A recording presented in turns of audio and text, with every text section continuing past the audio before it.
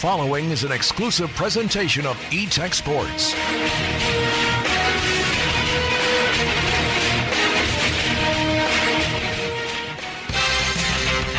This is the Henderson Lions Football Coaches Show, featuring Henderson head football coach Ricky Meeks with insight on the Henderson Lions and this week's opponent. The Henderson Football Coaches Show is brought to you by the Henderson Football Booster Club. Come be a part of their meetings every Tuesday night at 6 at the high school indoor facility.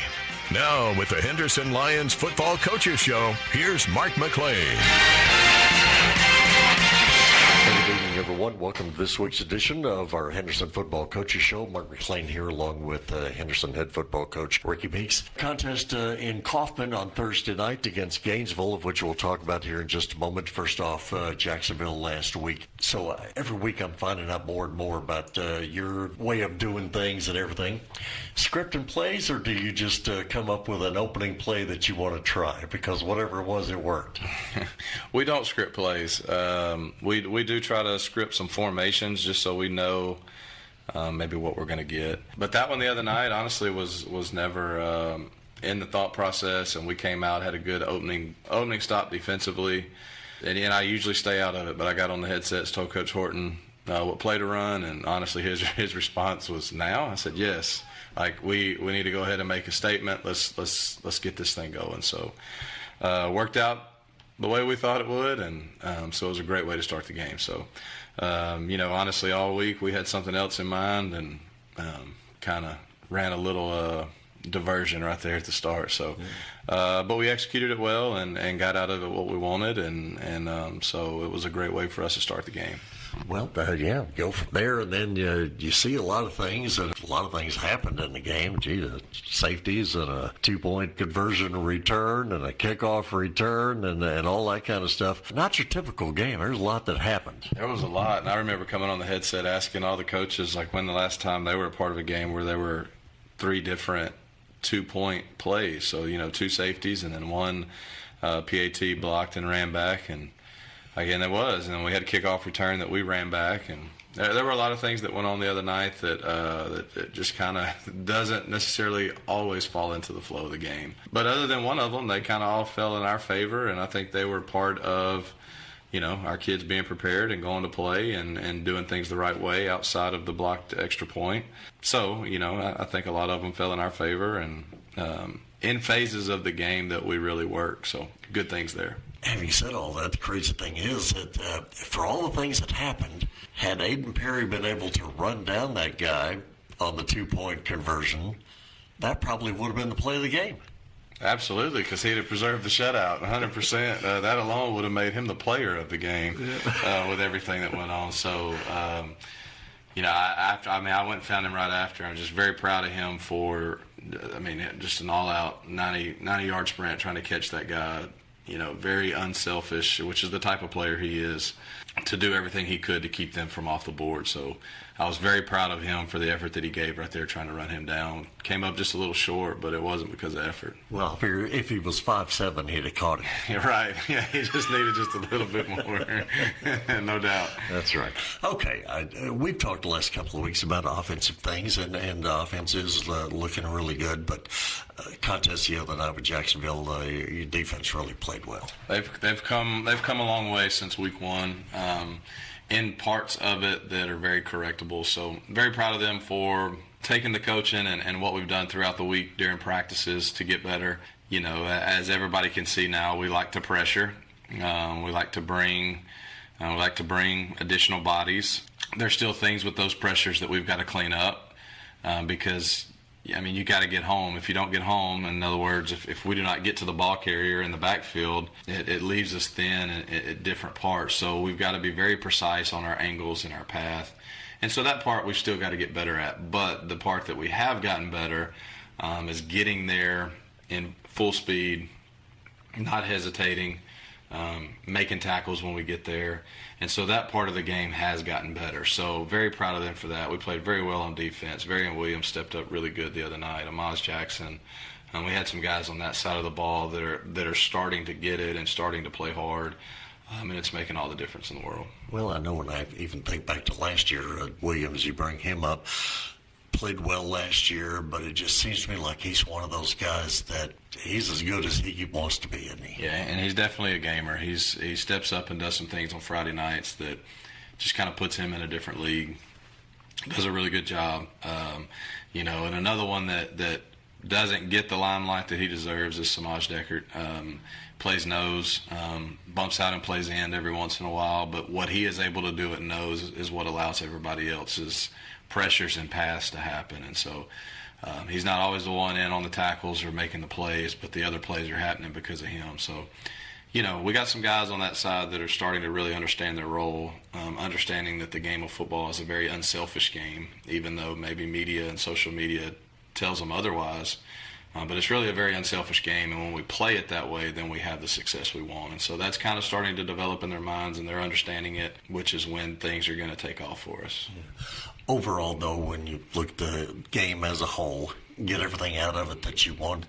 I think so. I think we're growing on all three phases. I think we're understanding the importance of why we do the things that we do. It's always going to be a work in progress, but that's the fun part. I mean, the fun part is the work. And that's kind of been our message this week. And even if you're not one of the 11 out there, you got to work while you wait. Like, you've got to understand the importance of showing up every day, doing your job, and working. Like, that's what life's about. And so we've got to understand that aspect of it, especially, certain weeks of the season. Like, things are going to happen in our favor, and other weeks things are not. But if we constantly work and understand the importance of that, then good things are still going to happen. So I think we're getting there. I think there were a lot of positives Friday night. And then, of course, still things for us to correct. But once again, that's every week. It doesn't, victorious or not, there's always going to be things for us to get better at. And so anyway, that's the part of it that I've really enjoyed. I've really enjoyed seeing with our kids, because they're starting to understand the value of hard work and standards and discipline. So I'm excited about that part of it. Real fine win last week against Jacksonville. This week, taking on Gainesville Ball Club at Kaufman on Thursday night, and we're going to step aside and come back and talk more about that in just a moment.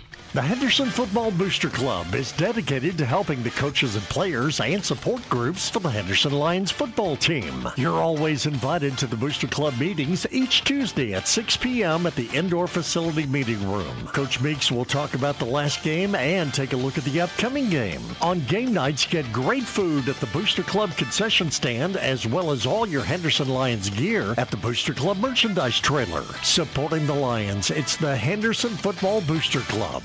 And we are back once again here with Henderson head football coach Ricky Meeks as the Lions take on Gainesville and Kaufman on Thursday night. All right, so as old as I am and as many games as I've done all over the state, you're about to take me somewhere I have never, ever, ever, ever been. Never been to Kaufman. Oh, really? Well, it's going to be my first game in the stadium. I've been to Kaufman, and that's only because I have family there. So I'm not far off of your tracks. I mean, I've never been in the city limits. Right? Yeah, like I said, I've been there by default. So my sister lives there, and that's the only reason. Very good. Well, contest with Gainesville. Final non-district ball game for you, so I'm sure there's probably certain things you'd like to get accomplished and put this to good use. Absolutely. We still got some things we got to shore up.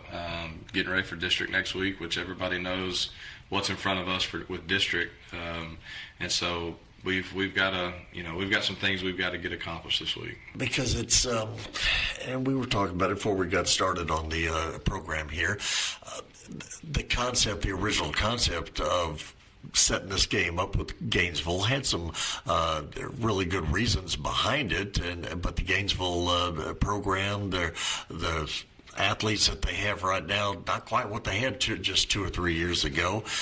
So it's hard to tell exactly what you're going to get out of the game, isn't it? Absolutely, but this is the ones that'll get you in trouble, and that's kind of been what we've talked to the kids about all week. You can't pay attention to what they've done up to this point. Like you said, a few years ago when the game was scheduled, they're coming off a playoff run and a lot of success, the previous 4 to 5 years prior, and they're not having that right now, but you never know when that switch is going to flip. So if we do not prepare correctly, and once again, like we said, if we do not value hard work and you go play the game, you just never know what happens. So it's the nameless, faceless opponent approach, and that's always our approach. So we've got to prepare for them no differently than we're going to prepare for Palestine or Kilgore or anybody else that we have ahead of us.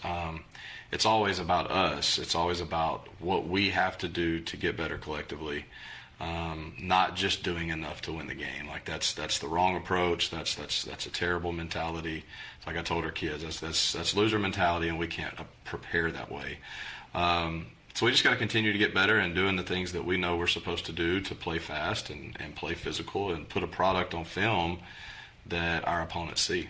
Yeah, and then play with the intensity that you would play against Kilgore or Chapel Hill or anybody else. Absolutely. That's the thing we have to understand. You know, when we get done with a game and we share it with the next opponent and they turn it on, they need to see a team that is playing fast and playing physical. Because there's sometimes that you can win a game on a Saturday and Sunday when that opposing team is watching your tape. You put your resume on film, and you can set you can set an example for the opponent. Like we can't match that.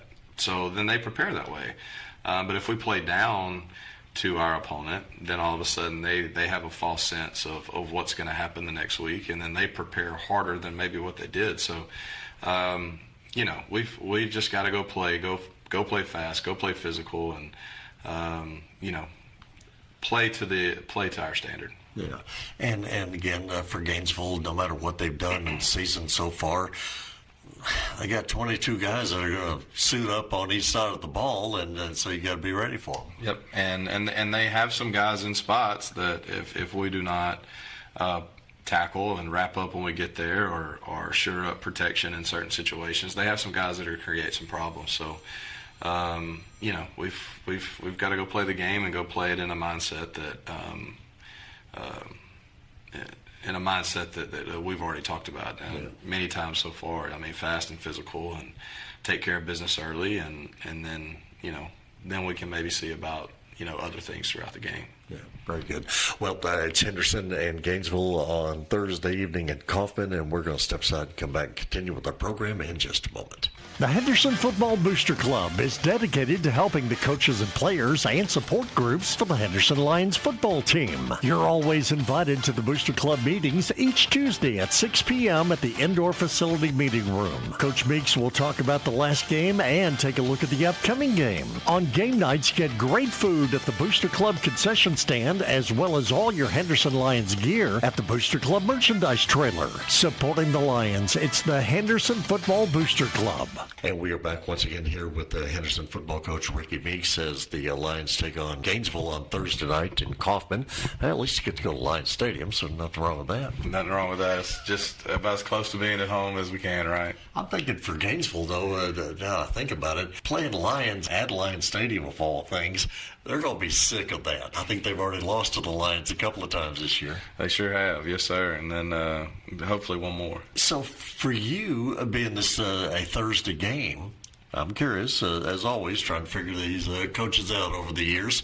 Friday night, hanging out with the family, taking that opportunity to do that, or out scout somebody? We're going to be out scouting. We're going to go to Marshall and watch them in Palestine. You're literally getting ready for the next opponent. Absolutely, yeah. I mean, we're going to, once we're done with Gainesville, we've got to move on. So we're going to go scout. Scouting is not what it used to be. Do middle school coaches still go out and scout an opponent somewhere, or are they helping you out on game night? Yeah, they help us on Fridays now. I guess Huddle's kind of changed that, where everything is electronic and digital. We trade film early in the week, so we kind of already have a jump start. So we use them on Fridays now with us instead of sending them out on the road. So the whole play cards and scouting reports, it's a whole different deal these days. It's a whole different ball game. Sometimes you want to send them out because there's a ton for them to learn, but it just doesn't happen anymore. So you got to find other ways to kind of grow them in the profession and teach them about the scouting process. For the team this week, Thursday game, does that put everything kind of out of whack here, or are you still on schedule? We try to keep everything on schedule as much as we can. So Monday and Tuesday, normal day, Wednesday, normal day, and then we're going to treat Thursday as a normal day. So we're not going to show up and just do a walkthrough. We're going to take our normal Thursday practice and Yeah, practice on game day, but we try to keep it as consistent as possible. I'm very routine based. I don't know if that makes a difference or not, but I think it does. So we just kind of stick with it. So then Friday, what do you tell the guys? What do you want them to do? Yeah, so we're still Friday morning. We're going to bring them up. We'll do our flush type workout to get the lactic acid out. I go ahead and scratch the surface on what we already have on Palestine and get them ready for Monday's practice. Main things you want to see then on Thursday, obviously, I guess you want to see a lot of things, but you want to keep everybody healthy and ready for district play. So there's a lot going on for Thursday night, important-wise for you. Yeah, we had way too many penalties the other night against Jacksonville. We had 2 turnovers. So that's the thing tonight. We've got to clean those things up, and that's what we're after. So this has every opportunity to be a sloppy game because of where we're at, and we've got to avoid that. We've got to clean up our self-inflicted wounds, and so it doesn't matter who the opponent is. That gives us an opportunity to do that as we get ready for district. So we got to protect the football. We've got to lock in between snaps and not have the false starts and not have the after penalty or after play penalties. That stuff's got to get cleaned up. So we definitely have goals and objectives we've got to get accomplished tonight. All right. Well, as always, appreciate the time. Good luck in the ballgame. Yes, sir. Thank you.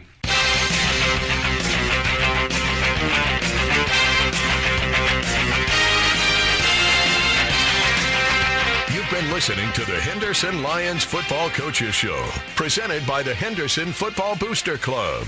Stay with us now for live coverage of Henderson Lions football, right here on KWRD, an E-Tex Radio Group station.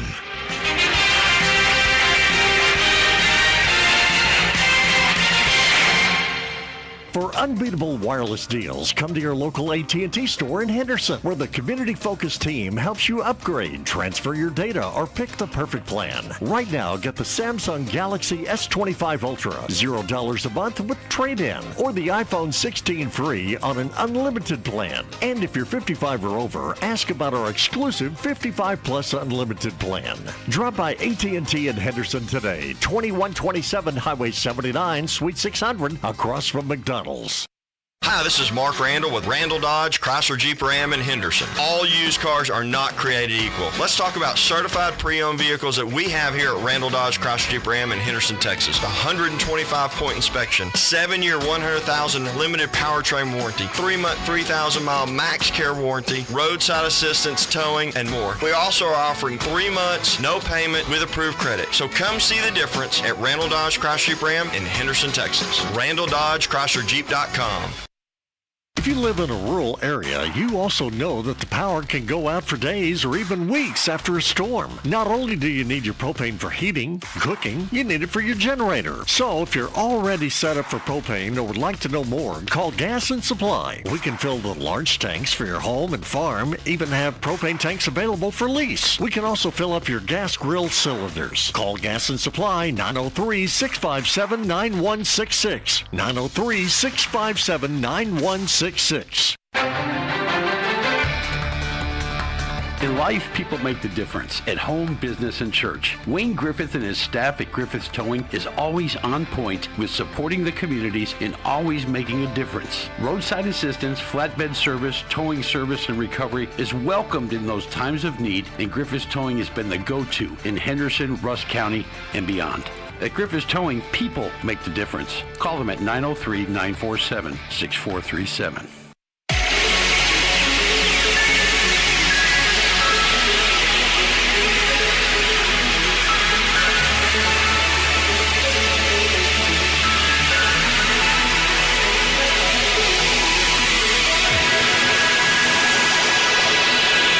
It's time for Henderson Lions football.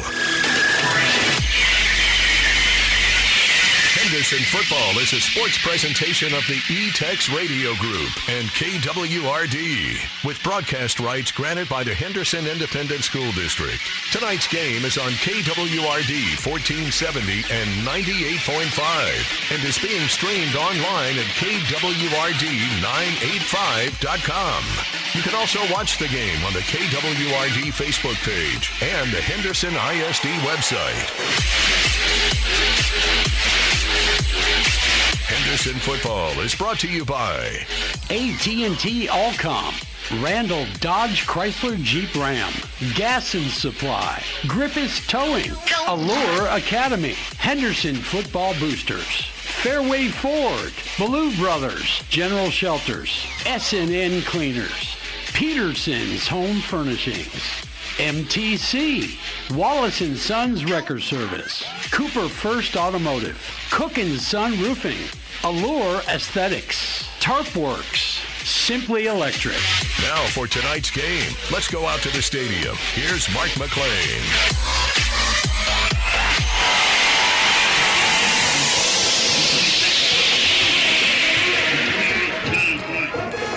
And from Homer Norville Field at Lions Stadium in Kaufman, it is game number 4 of the 2025 high school football season for the Henderson Lions as they take on the Gainesville Leopards here tonight. This the second year of the neutral site game between these two. And played at Commerce last year. Henderson with the big win in that one, and playing here tonight made the move over to Kaufman for tonight's contest. Appreciate you joining us here for our S&N Cleaners pregame show as captains meeting out on the field prior to the start of tonight's contest.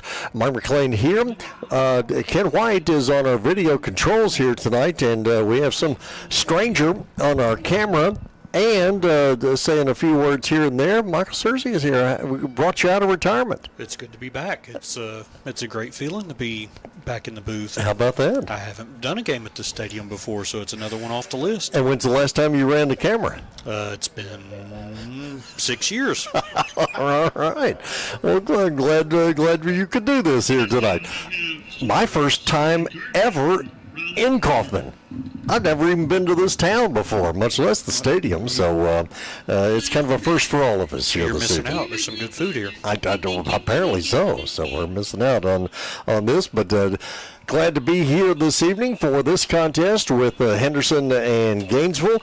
It is our S&N Cleaners pregame show, and I tell you what, we are going to step aside and take a break. We'll come back and continue with our pregame and get ready for a kickoff here in just a few minutes here in Kaufman. Back here in just a moment. This is Henderson Football. This is KWRD 1470 98.5. Hey, East Texas, are you ready to launch a career in aesthetics, beauty, or cosmetics? At Allure Academy in Henderson, Texas, we offer TDLR-approved programs in barbering, cosmetology, aesthetics, eyelash extensions, manicuring, and more. Did you know high school juniors and seniors can enroll now and graduate with a license and a diploma? Yes, you heard that right.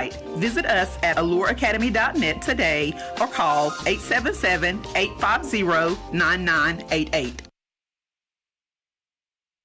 The Henderson Football Booster Club is dedicated to helping the coaches and players and support groups for the Henderson Lions football team. You're always invited to the Booster Club meetings each Tuesday at 6 p.m. at the indoor facility meeting room. Coach Meeks will talk about the last game and take a look at the upcoming game. On game nights, get great food at the Booster Club concession stand as well as all your Henderson Lions gear at the Booster Club merchandise trailer. Supporting the Lions, it's the Henderson Football Booster Club. Fairway Ford Henderson kicks off the football season with a special sales event. Get this. $12,000 off MSRP on a brand new Ford F-150 or $10,000 off MSRP on a new Ford Bronco. But that's not all. How about this special lease deal? A new Bronco Sport, Escape, or Mach-E Mustang for only $399 a month. See dealer for details. Fairway Ford. Look for the sign on 79 and check us out online at fairwayfordtexas.com. Back once again here in Kaufman at Lions Stadium. Henderson Lions, Gainesville Leopards. Henderson at 2-1 on the season after the opening season loss to Athens, 56-49. Got the victory at Liberty Ilo, 52-13. Beat Jacksonville last week, 50-2. Gainesville, on the other hand, they started off the season, lopsided loss to Paradise, 71-0.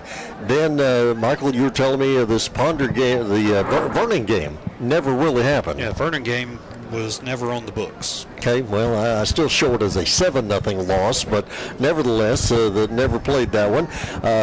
Played Ponder last week. 82-7. Ponder ended up being the final in that one. So Gainesville experiencing a lot of injury issues, and head coach Neil Searcy in his 4th season, head coach of his alma mater at Gainesville, bringing up a bunch of JV players to fill out the roster here tonight. So looking at the Gainesville roster that was just handed to us prior to the start of the ball game here tonight, lots and lots of sophomores on this team. They'll start off, though, with an onside kick as we have the kickoff for tonight's contest. Comes over here to the near side of the field, and that's where it's going to be taken off the hop by Trey Sanders. So Henderson is going to have the football first here this evening. There are a lot of things going on when it comes to Henderson football, which we will talk about here early in this contest, with 11:56 to go here in this first quarter. Henderson wearing the white jerseys tonight with the red numerals, the red pants, the blue helmets. Penalty flag on the first play from scrimmage, so Vince Howard's going to fire it downfield. Man is wide open downfield, and carrying it into the end zone is going to be Amari Murphy on the touchdown. Offside call against Gainesville is going to be declined, and so that is going to be a 55-yard touchdown on the first play of the game.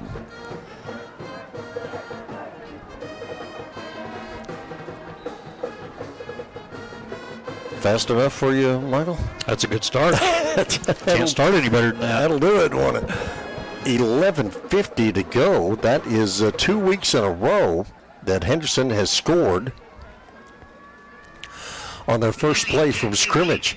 Extra point kick from Ivan Navarro is up and good, as he continues to be very consistent on what he is doing this season with his extra point kicks. So Howard to Murphy, who I believe was out last week, but obviously in there tonight. So Henderson off to a quick 7-0 lead here in this ball game. Okay, a couple of quick things that we do.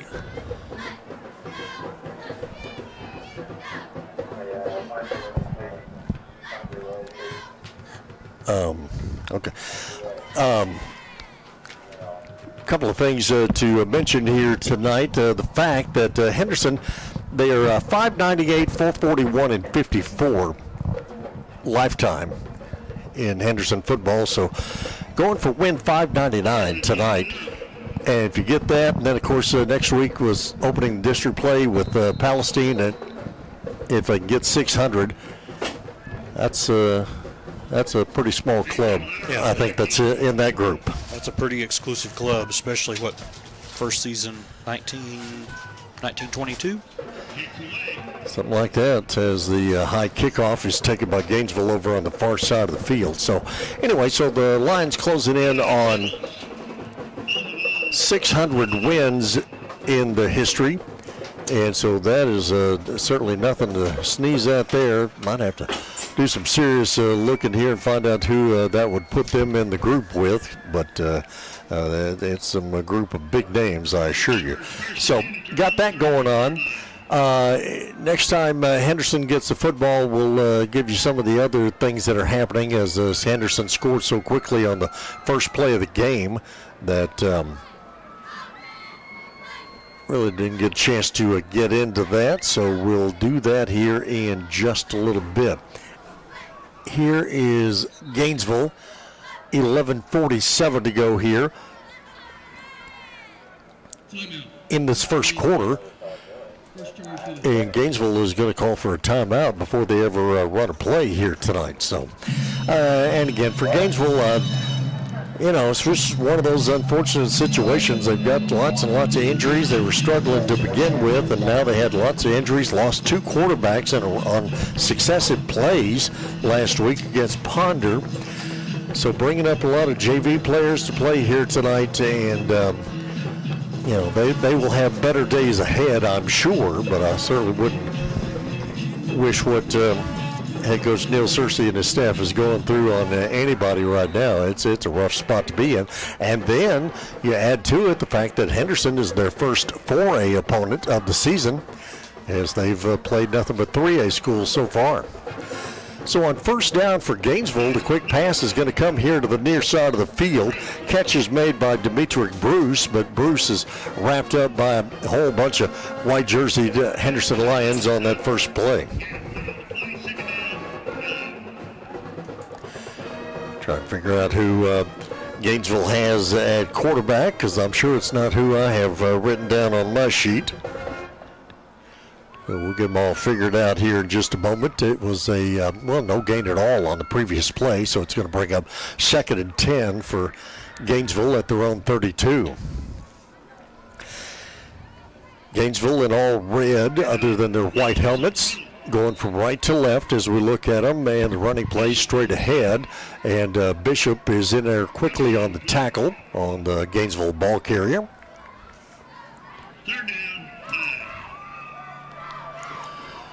Gain of 1 on the previous play, 3rd and 9. Again, Mark McClain, Ken White, Michael Searcy with us here tonight. Jason Martin is, how do we say it officially? He's on assignment? On assignment. On assignment, that's what it is.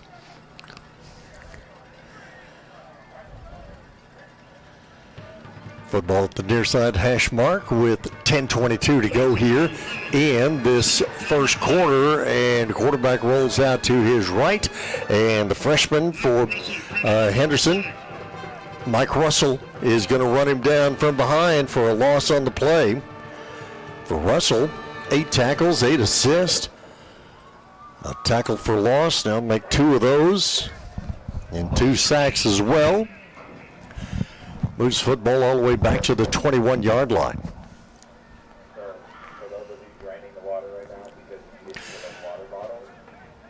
Fourth down situation for Gainesville.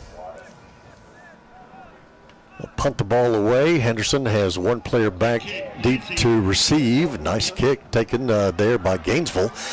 Henderson on the return at midfield, and going right back down the middle of the field is going to be Lamarian Coleman. And so for Coleman, he gets a punt return to go with a kickoff return that he had last week.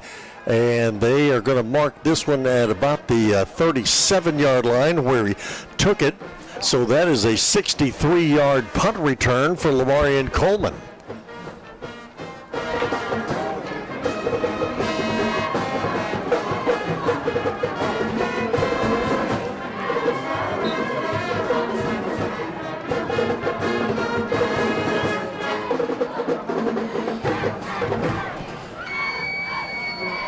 So Aiden Perry will hold, and Navarro is on to attempt the extra point. And his kick is up and good. So Henderson is quickly out to a 14-0 lead over Gainesville. 9:21 to go here in this first quarter. So 14-0, Henderson leads it. We have a timeout on the field, so we'll step aside, take a break here real fast. This is KWRD 1470, 98.5. Blue Brothers in Henderson is your authorized General Shelters dealer. General Shelters of Texas offers complete finished prefab pier and beam style cabins with appliances included, ready for you to move in. There are 20 models to choose from. 1 bed, 1 bath, up to 3 bed, 2 bath. There's one right for you. These homes hold their value and are built to last. Find yours today at Blue Brothers on Highway 64 in the Loop in Henderson. Call 903-657-2743 to order yours today. S&N Cleaners and Laundry Service in Henderson is the only full-service in-house dry cleaners in Russ County. That means that your clothes stay right where you drop them off. Quick turnarounds for shirts, pants, dresses, suits, and even your bedding like comforters. S&N Cleaners and Laundry for all your dry cleaning and laundry needs. Go see Wayne and his staff for great service and great value. S&N Cleaners, 215 East Fordall in Henderson. See them on Facebook or call 903-657-4545 today. Back once again here in Kaufman as Garza will kick off. This one's going to be taken by Gainesville at the 15-yard line. Leopards going to run this thing right back up the middle of the field and over to the far sideline. On a nice return is Peyton Matthews for Gainesville. So the Leopards are going to have a pretty decent field position to start this drive as they will start in Henderson territory at the 40-yard line. Michael, is your camera skills, are you able to keep up here? We're shaking the rust off. they're putting you to work in a hurry, aren't they? Oh, that's fine. I need the practice. all these kickoff returns are stretching your panning skills, aren't they? You got to be sensitive with this one. These cameras are way less forgiving than the old ones. Far side hash mark is where Gainesville has the football, right at the Henderson 40. And we will have a procedure call on Gainesville before they ever run a play.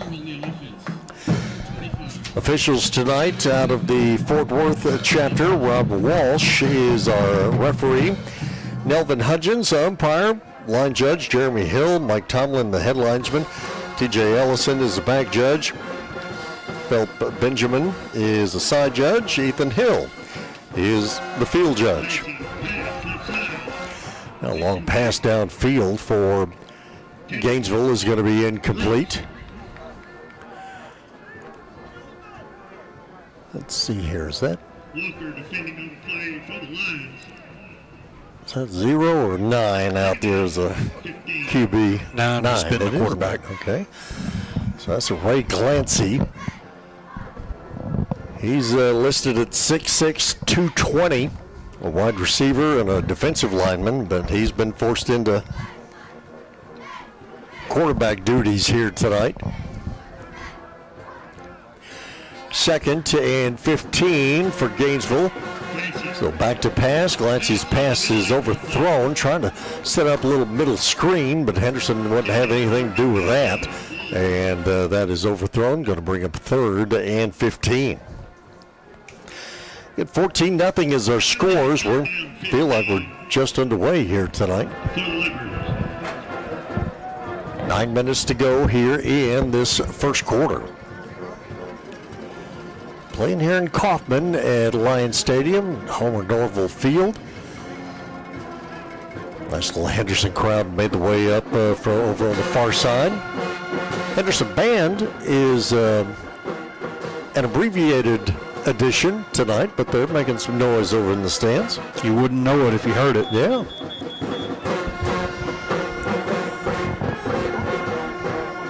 So the band tonight is under the direction of Craig. If it's a small band, then Craig Haney doesn't get full credit. It's just Craig. It's just Craig. I think that'll work. Penalty's going to move Gainesville all the way back to midfield. Clancy back to pass, will fire it downfield, and this one is off of the fingertips of Henderson. Braylon Walker back covering on the play. On a pass that was intended for Peyton Matthews. So Walker breaking that one up, and it's going to bring up 4th down situation for Gainesville. Again, trailing 14-0. It's kind of a spot to be in. Do you punt and try and put Henderson back a little bit? Or do you go for it because you're already trailing? Well, 4th and 20, you really don't have a chance to go for that. So Glancy with the kick that will roll inside the 5, and Gainesville player couldn't quite stop himself in time to pin Henderson down inside the 5, so the ball rolls right past him, and Henderson will end up in a much better field position than they almost did. Yeah, nobody deep on that quick kick attempt. Trying to not be complacent on a fake. 8:45 to go here in this first quarter. So as the Henderson offense takes the field, Justin Starling has yet to touch the ball tonight. Here is his situation as he comes into the ball game tonight. 58 carries, 441 yards, and 12 touchdowns. as he will get the carry here. Starts right up the middle of the field, gets out past the 30, up to the 32-yard line. So Starling, we are in the process of seeing something very special for him this year, as Justin Starling coming into tonight's contest 880 yards short of breaking Joe Wiley's record back in 1967 and 68. Wiley again already Starling 441 yards on the season, and he needs 880. Picking him up here tonight. Spins out of a tackle at the 40. Starling down the near sideline at the 40, cutting back toward the middle of the field, and gets brought down at the 34-yard line. Michael, I know anytime the late Mike Ballman ever talked about Henderson football, it all started and ended with Joe Wiley. It did. As Starling takes a handoff around the left side, cuts it back inside the 30 down to about the 25-yard line. So if Justin Starling is going to break any record that has Joe Wiley's name associated to it, this is pretty big stuff here. 2nd and 1 for Henderson. Fake handoff. Howard will keep it himself, and Vince Howard spins away from one defensive tackler and gets a couple of extra yards out of the deal, and we'll get a first down at the 22. Play good for a first down. Henderson, as they are apt to do now, right back to the line of scrimmage. Handoff to Starling, coming near side. Inside the 10-yard line, down to the 6 for Justin Starling. Weaving his way through the Gainesville defense. Trying to break one for a score, but he only got so far, down to about the 5-yard line. First down, Henderson. First and goal. Handoff to Starling, and Starling this time is in the end zone for the 5-yard touchdown run. And for Starling, that is touchdown number 13 on the season. The score comes with 6:57 to go here in this first quarter.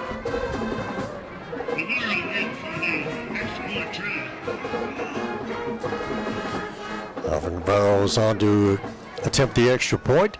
Aiden Perry's hold, and Navarro's kick is up and good. So, still here in this first quarter with 6:57 to go here in the quarter. And Henderson off and running in this ball game here tonight as the Lions lead it by a 21-0 score. We're going to step aside and take a break. We're back here in just a moment. This is Henderson football at KWRD 1470 98.5. S&N Cleaners and Laundry Service in Henderson is the only full-service in-house dry cleaners in Rusk County. That means that your clothes stay right where you drop them off. Quick turnarounds for shirts, pants, dresses, suits, and even your bedding like comforters. S&N Cleaners and Laundry for all your dry cleaning and laundry needs. Go see Wayne and his staff for great service and great value. S&N Cleaners, 215 East Fordall in Henderson. See them on Facebook or call 903-657-4545 today. You can get in-stock cash savings at Peterson's when you come inside, relax, and save on your new furniture. Peterson's is delivering a new level of comfort with fabric or leather sofas, solid wood bedrooms and dining rooms, accent pieces and accessories, with cash savings discounts of $200 to $600 off all in-stock items. Plus, you always need new rugs and accessories, and we have both. In stock at 20% to 50% off. Come in today and see why there's no place like home with Peterson's. Peterson's Home Furnishings in historic downtown Henderson. It's time to think about home. Set to kick. 6:57 to go here in this first quarter. Henderson kickoff. It'll be taken by Gainesville at the 20-yard line, and then immediate tackle made there by Henderson on the kickoff return right at the 20-yard line.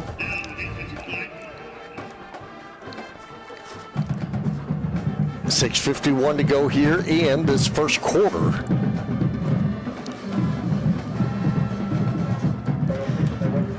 21-0. Henderson lead.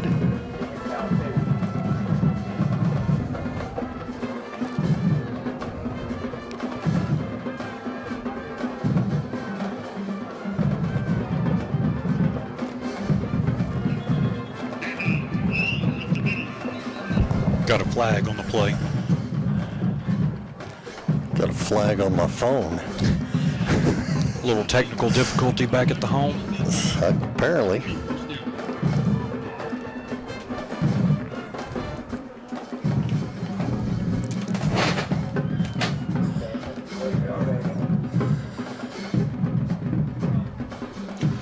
False start penalty there on Gainesville. Pushes them back to their 15.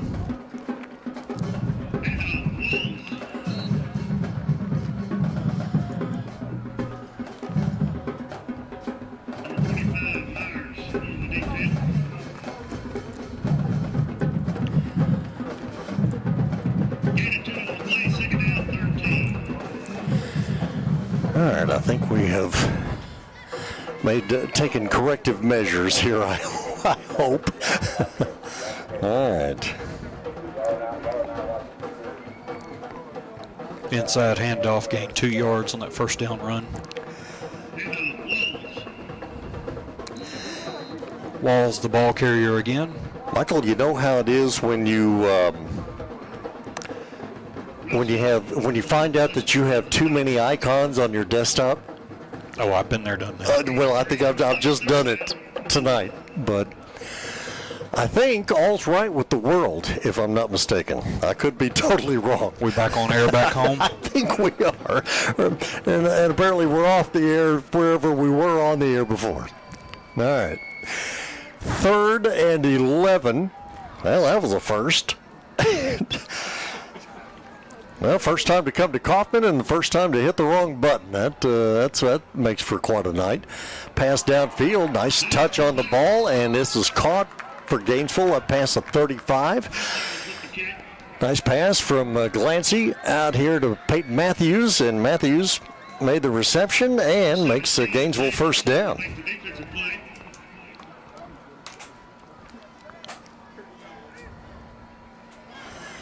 Good little out route to beat the zone coverage there on the near edge.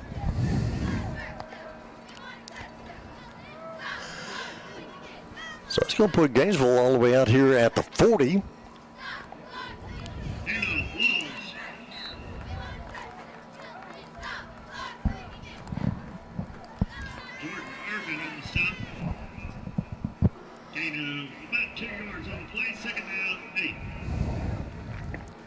Just got the report, all is well. Well, I'm glad to hear that. Oh, goodness. It's a good thing we got here at 3 o'clock this afternoon. Maybe that's our problem. We sat here too long. We got comfy. We got complacent in what we're doing here. Gee. All right. At the 42-yard line, here is Gainesville. Looking at a 2nd and 8 situation. Glancy back to pass.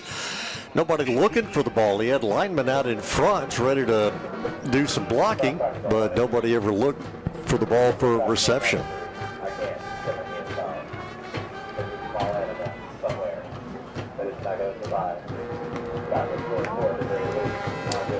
Now, we had this problem once upon a time before you took the reins here.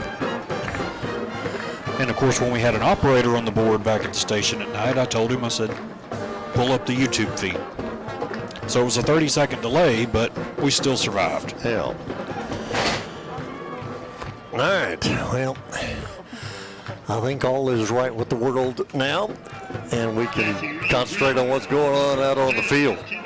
As Glancy rolling out to his right, and again, Henderson defenders giving chase, but again, for Glancy, he is supposed to be playing another position. Certainly not quarterback, but we say 6'6", 220. 6'6", 220. Yeah, he would be a matchup problem if he's playing receiver. Well, that's where he should be. He should be on the receiving end of his throws, not the passing end. And he'll kick it again just to do that on 4th down as Coleman will take the reception at about the 22-yard line. Coleman already one punt return, and here he goes again down the far sideline at the 30, at the 20, at the 10, and outrunning all Gainesville players. And so Lamarian Coleman has his second punt return of the first quarter, this one of 78 yards. No flags.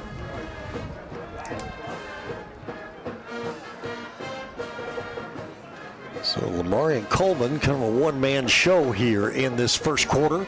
3:57 to go here in the quarter. 63-yard touchdown return earlier on a punt. 78 yards this time. And Navarro on to attempt the extra point. And his kick is up and good, and Henderson extends their lead here in this first quarter. Still 3:57 to go in the quarter, and it is now Henderson 28, Gainesville nothing. So a timeout on the field, and we will step aside and take the break as well. Now, I can tell you, on our Facebook page and the KWRD YouTube channel, we have the video of tonight's contest, and on the radio, KWRD 1470 98.5, and our score is Henderson 28, Gainesville nothing. We're back here in just a moment. This is KWRD 1470 98.5. Management Training Corporation is hiring. They offer highly competitive pay, excellent promotional opportunities, MTC college tuition reimbursement, paid internships towards a career in substance abuse counseling. MTC offers 401k, health insurance, dental insurance, vision coverage, and finally, paid time off, including holidays. This is the game-changing career you've been looking for. Apply at mtcjobs.com and make the first step of your new career.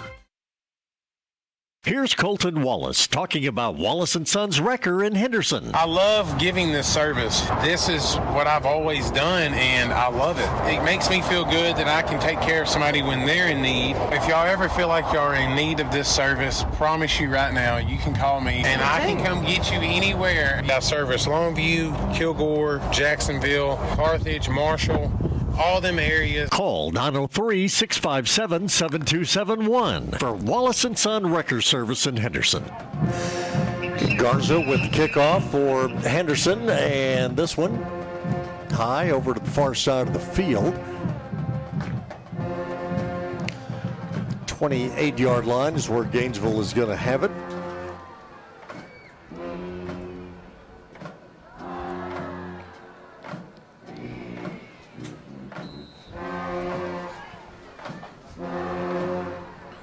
.356 to go here in the first. I think we might just make you, Michael, the official timekeeper. That could be a really dangerous thing. You can see it, though. I can't. Hey, I'm having to cheat. I'm having to look off a Ken screen. Oh, okay. On first down, nothing going on at all there from Gainesville standpoint.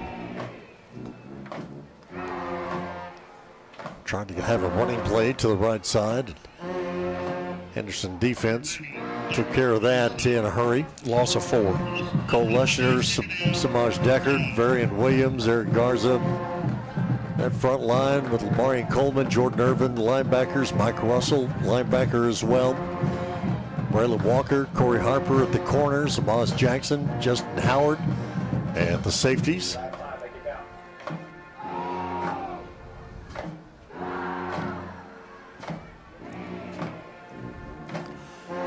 On the next play, Glancy, the quarterback, will turn, hand off to the running back, and the immediate tackle is made right there at the spot.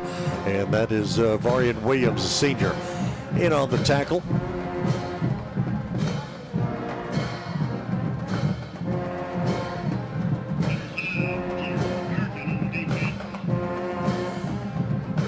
So Williams played well last year. He's really coming on this season and playing very well for the Lions and that defensive line. Third down and a good 16, 17 yards needed for Gainesville. As Glancy, the quarterback, will take the shotgun snap, drops back to pass, trying to set up another screen. And again, there's nobody there in a red jersey looking for the ball. Got some linemen out there that are ready to block, but nobody looking to catch the ball.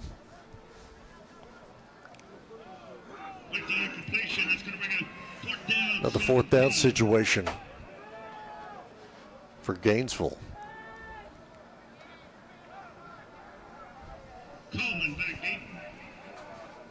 Can Coleman go 3 for 3 on punt return touchdowns here? He stands back at his own 45-yard line. Nice high kick from Glancy. Keeps going right to Coleman, though. And this one, he called for a fair catch at the 43-yard line.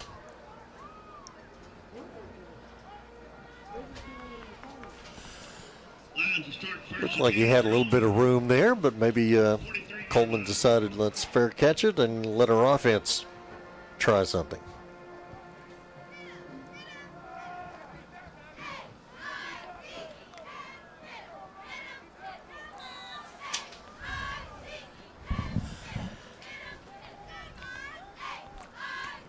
Henderson Lions football brought to you in part tonight by RES. For all your heating and cooling needs, call RES Heating and Air Conditioning. 903-657-5349 is their number. On first down, whistles blow prior to the start of the play.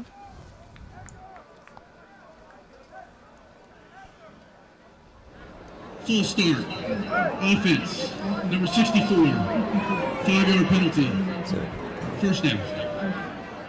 Our referee, Rob Walsh, giving us the indication of the false start against Henderson. Going to move the football back to the 38-yard line as Henderson goes left to right here in this first quarter. There's a handoff to Starling. Starling past the 40, 45, midfield. Here goes Justin Starling down the far sideline and giving chase. Gainesville, and they are not going to catch him. It is a 62-yard touchdown run for Justin Starling, his second of the ball game.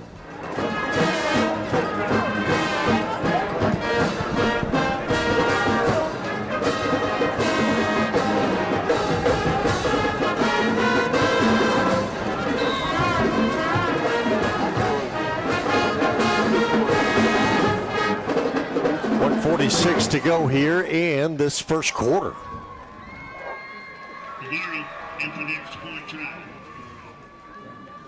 Navarro on to attempt the extra point once again, and this kick is going to be up and good. So he is 5 for 5 on his extra point kicks here tonight, and Henderson is jumping all over Gainesville in this one with 1:46 to go in this first quarter. 35-0 is our score. I think if Coach Meeks was worried about complacency and lack of effort, those fears are quickly getting allayed. Yeah, and again, for Gainesville, they are having issues that you really don't want any team to have, but they're having them, and Henderson has certainly taken full advantage of it because we talked about it on the coach's show earlier. Gainesville players put the uniform on, they're lining up to play. You got to look at them just like it's a district ball game. It's important to win it, and you got to do it. So 35-0 is our score as Eric Garza has the football teed up.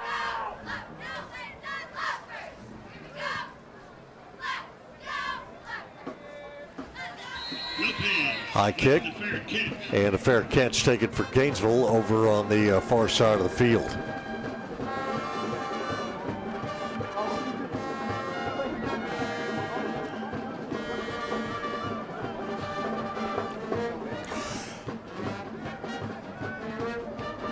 Michael, we have a show going on in the sky over here. Well, since we don't have the line band at halftime, we may have to resort to the drone show. You got to zoom in on that.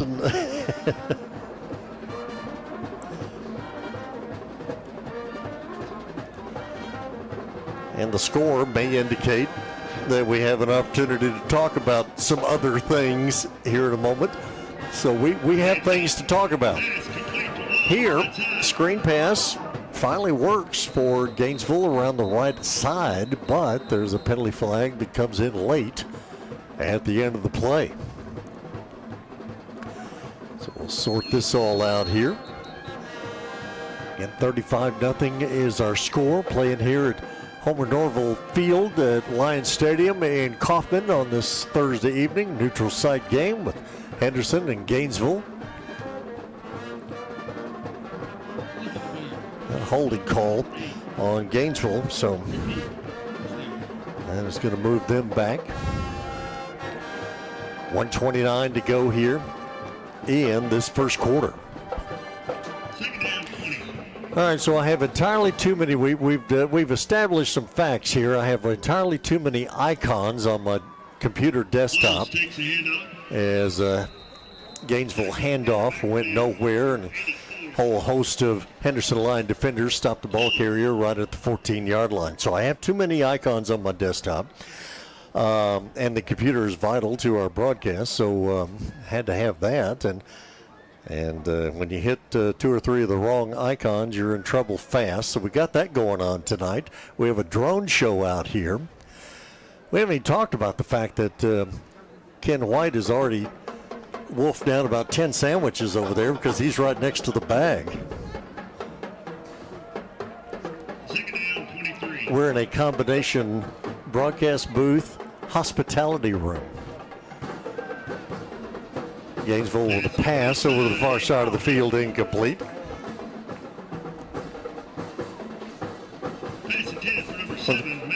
When's the last time you had that, Michael? You were in the broadcast booth, but you were also the hospitality for everybody else. That's probably about 6 years ago when I did the camera, the color, and when everything at Liberty ILO was under construction. Ah, yeah, okay. Because the first time I was in that booth at Liberty ILO, it was some plywood, some 2x4s, and a window that was half open, half not. And no AC. And absolutely no AC. 101 at kickoff. Yes. Well, a familiar situation here for Gainesville. 3rd and very long handoff on the running play straight ahead. And again, there's just nothing happening there as the Henderson defensive line and linebackers totally swallowing up that play right at the 15-yard line. Cole Lushner on the tackle on the Gainesville ball carrier that time. So and we are getting to the end of the quarter. Running. And there it is. So we have come to the end of the first quarter here tonight in Kaufman.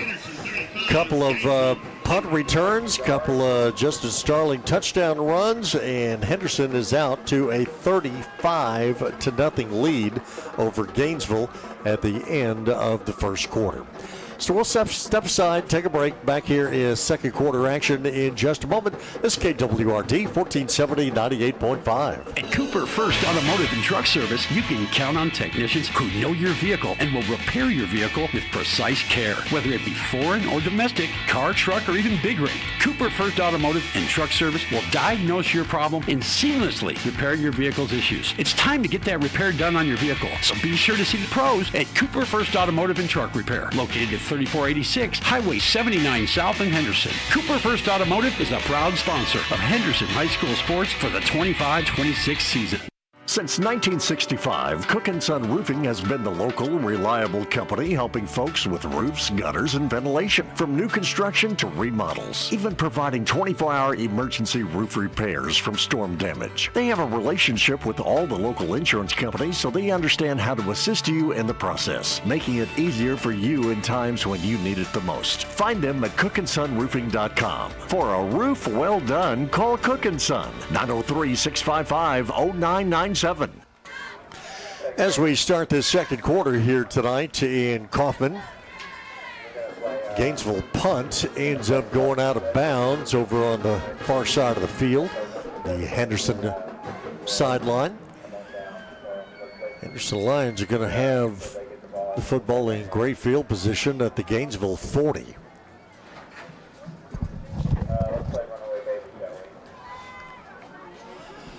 So again, we're just underway, second quarter, 11:51 to go here in the quarter.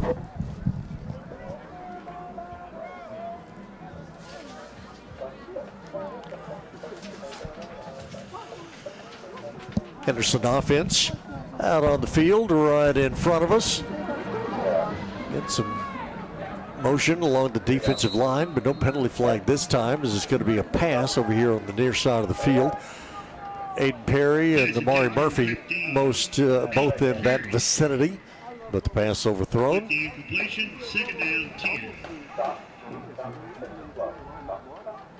So second down, Henderson at the Gainesville 40. Starling single back in the backfield. Blake Meeks in the ballgame at quarterback will turn and hand off to him. And Starling quickly down inside the 30, down to about the 27-yard line. It's a Henderson first down. Expect the Lions right back to the line of scrimmage. 3 receivers here to the near side of the field.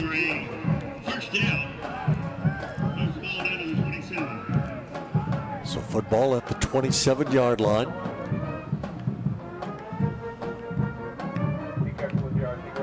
Meeks looking to his left. Here comes some defensive pressure, and he'll just pull it down and run with it.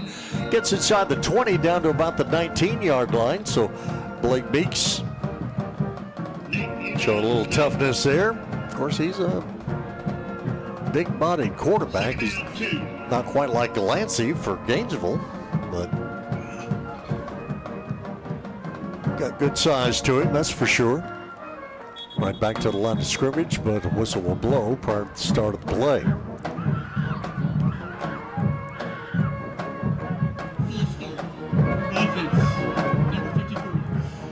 So false start call against Henderson offensively. And to Kalen Stein at center. Kyron Pelham right below him. One side of the offensive line. Caleb Pelham over on the other side of the offensive line. Meeks' pass downfield is going to be incomplete. A little bit behind Amari Murphy.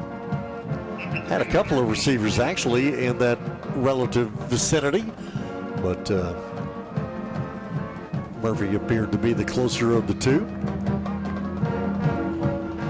Going to bring up third down for Henderson. Lions Murphy will come out wide here to the near side of the field. 2 receivers over by the Henderson sideline on the far side. As a handoff will go to Starling, and Starling around right end, inside the 20, inside the 10, inside the 5, down to about the 2-yard line for Justin Starling.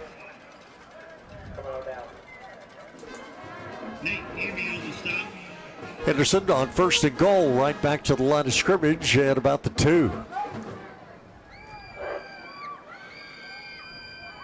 So Meeks from the shotgun. Starling stands right to his left, and Meeks will take the hit as Starling takes the handoff, and he's in the end zone for a 2-yard touchdown run. So Lions scoring here in the second quarter with 9:51 to go.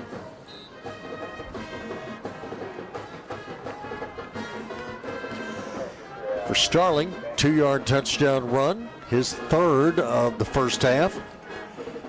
And Navarro is on to attempt the extra point, and his kick is up and good. Timeout on the field, 9:51 to go here in this first half. It is now Henderson 42, Gainesville nothing.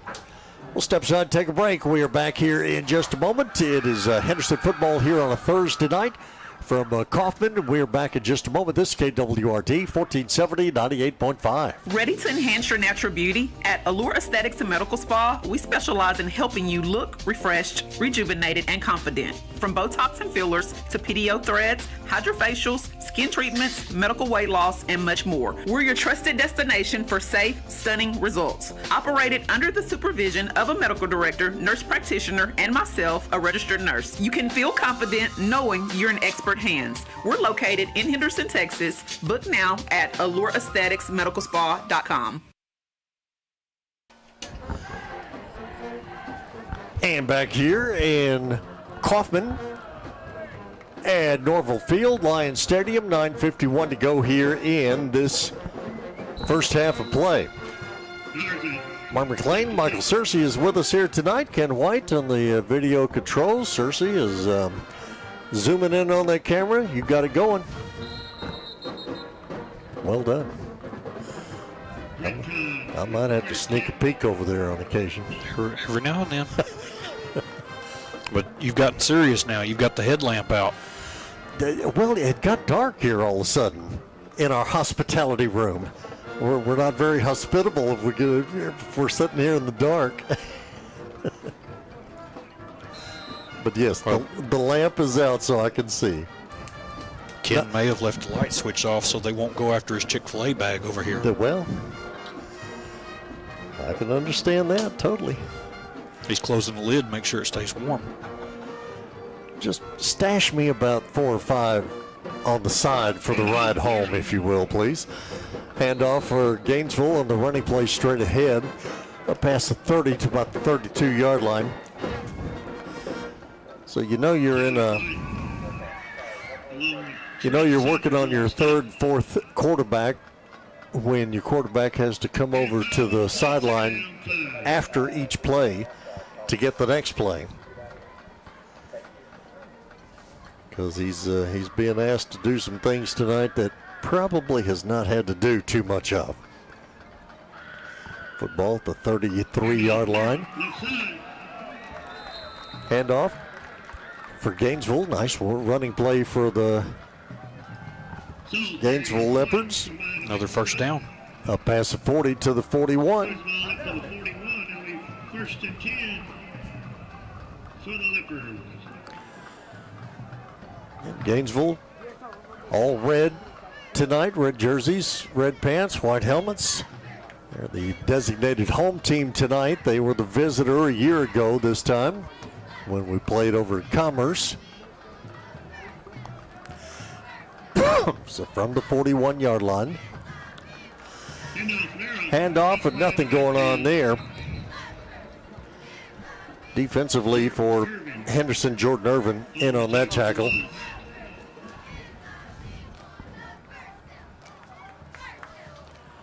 Had some help after he made the initial contact. Clock runs, 8:10 to go here in this first half. So again, Henderson band, kind of an abbreviated version tonight. So just let you know right now that more than likely there will be no marching performance at halftime. Hopefully they'll have some music that we can hear as Glancy back to pass. Fires one downfield off the fingertips of the intended receiver. It was intended for Peyton Matthews all the way down here at the 30-yard line, right off his hand. So I don't care what position Glancy is supposed to play. He throws pretty good football. He does. The receiver had a step and a half on the defender. That ball's on target, and they've got some points on the board. Yeah.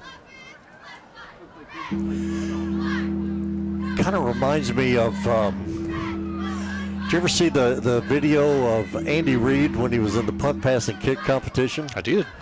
I've seen that. That's kind of like what Glancy reminds me of here, is he is just so much bigger than his teammates out there. And he is back to pass once again, fires this one down the far sideline. And again, intended over there on the far sideline, a one-handed grab is what was attempted over there. But Henderson had a defender right there on the play as well.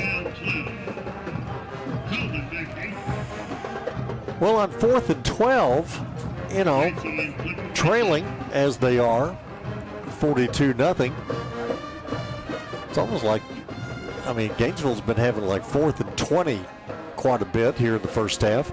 4th and 12, you almost want them to go for it. But Glancy dropping back in a punt formation, and he will indeed make the kick. Fair catch going to be signaled for by Lamarian Coleman and taken at the 31-yard line.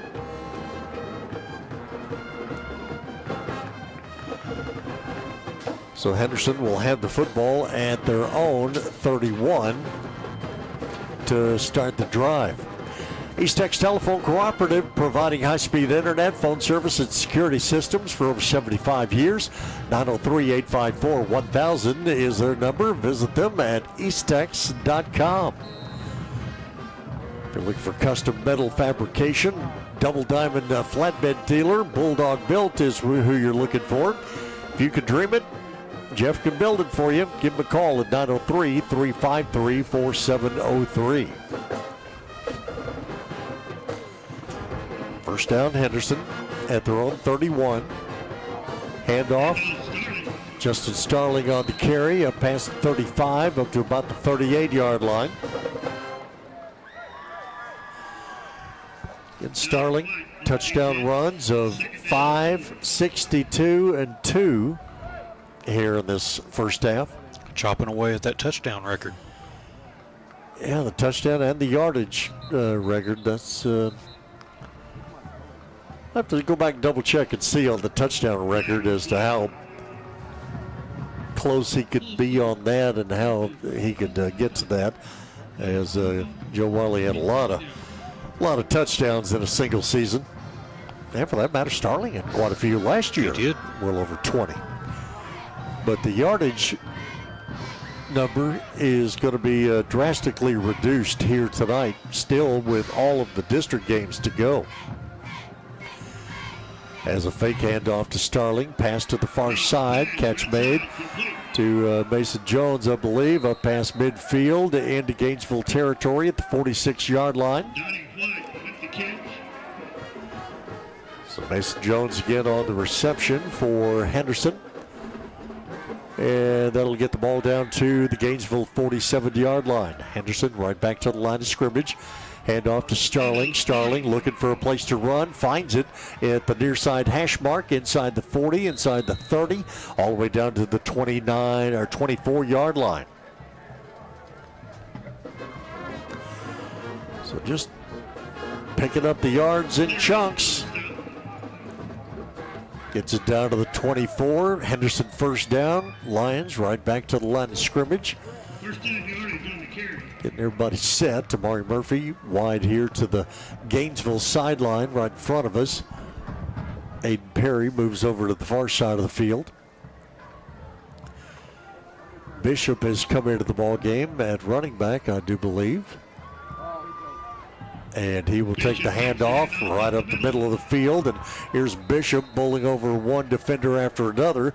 Gets all the way down to the Gainesville 10-yard line.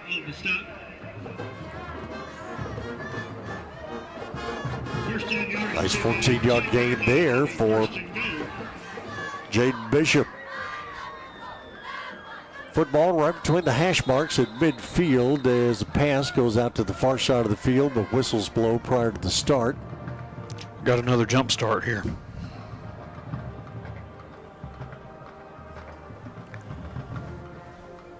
Thought there for a second, I knew the clouds had kind of broken up on us before game time tonight.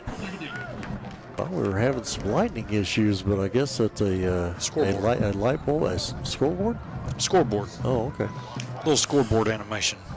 That thing's bright then if I'm seeing it all the way down at the other end of the field. All right, first down, Henderson. Bishop with the handoff, gets caught at the line of scrimmage. Might have even lost a little bit, back to about the 17-yard line. Yeah, they're going to mark him for a 1-yard loss.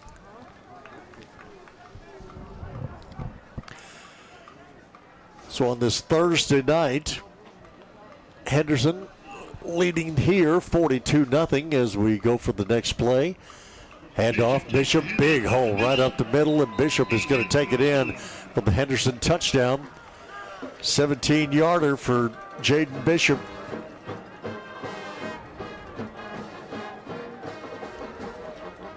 So he will pick up the score here. And for Bishop, that is going to be his second touchdown of the season.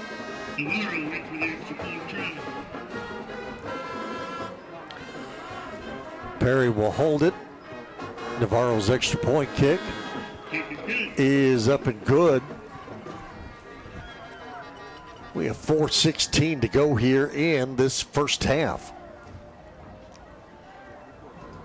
Jaden Bishop on the 17-yard touchdown run, and Henderson extends their lead now. Goodness, 49-0 over Gainesville, and still 4:16 to go in this first half of play. So some Thursday night football here in Kaufman. But Michael, what else do you have going on this Thursday night? Hey, our neighbors over in Overton are having a pretty good night too. Yeah, up 27-6 at Maud. 5:27 left in the half in that game. You ever been to Maud? I have been to Maud. Yeah, go figure. I've never been to Kaufman until tonight. I've been to Maud. We might be 2 out of about 12 people who've ever been to Maud. I've done a football broadcast in Maud. How's that work out? That I went to Maud years ago before I made it to Kaufman. You used to have some good tussles with Carlisle out there. Yeah. Garza's going to kick this thing off for Henderson. Go all the way down to the 25-yard line. No fair catch this time for Gainesville. They'll try and run it back, but Henderson right there on the Henderson sideline to knock the Gainesville ball carrier out of bounds. Remember, in my Tenaha days, Maud was in the district there for a short time. The district, check this out now, Michael. The district ran all the way from Maud to Sabine Pass. Well, you can't really cross the state much further than that unless you want to go from the Panhandle all the way down to the Rio Grande. When they played, they had to play at a neutral site. It was quite a haul. It was High Island, didn't it? Them too. Gainesville, 34-yard line. Running play straight ahead. Short yardage on the carry for the Leopards. And for Gainesville. Well, the Vernon game never happened. Had it happened, this would have been their third Lions team in a row to play. As they had Vernon, Ponder last week, Henderson tonight. Next week, they will really break the mold. Farmersville. No Lions there. Football just shy of the 40-yard line. Handoff. Running play on the left side there for Gainesville.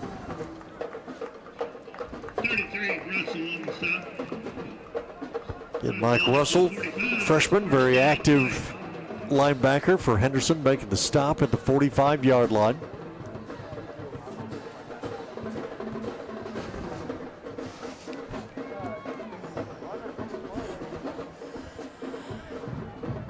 Exactly 3 minutes to go here in this first half.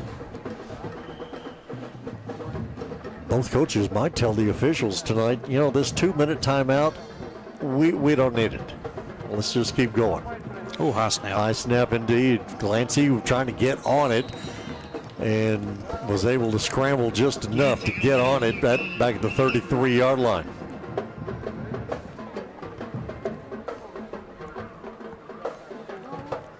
Got to give it to Gainesville. A lot of adversity to open the year, but they're still lining up and playing ball. That they are. Their district, District 5-4A, Division 2, Bonham, Caddo Mills, Van Alstyne, Crum, and Sanger that they will be involved in. For Henderson, district play starts next week. Nice little trip to Palestine. And we come to our 2-minute timeout. So here at Kaufman, Ken White, you'll be glad to know that even in Kaufman, even on my first visit ever to Kaufman, the 2-minute timeout is sponsored by nobody. And so with that being the fact that it is, I'll tell you, We have 2 minutes to go here in this first half. 49-0.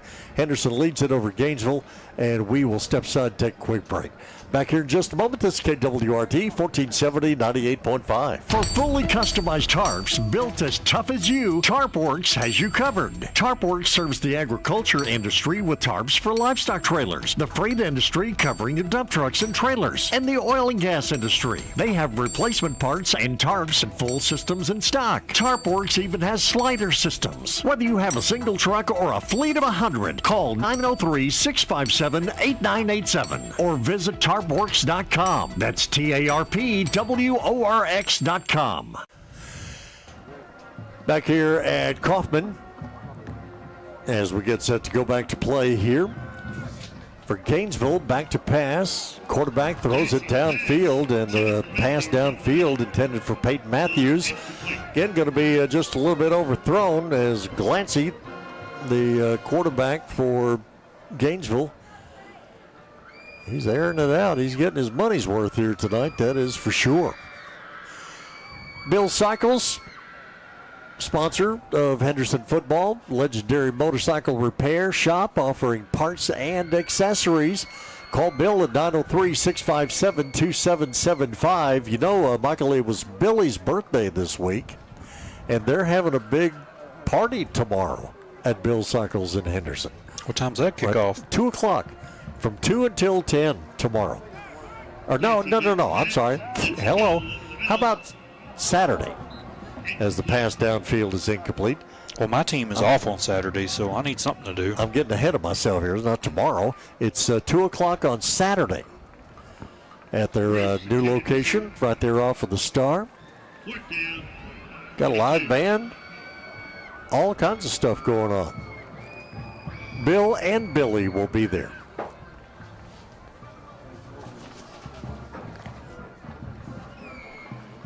Here we have 1:46 to go in the first half.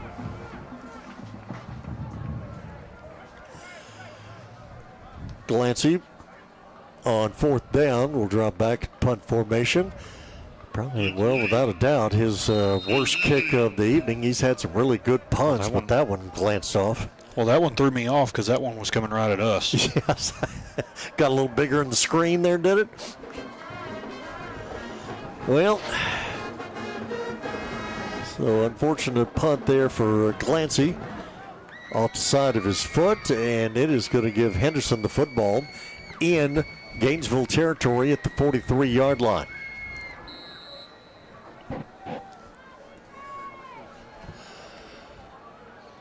We have 1:37 to go here in this first half.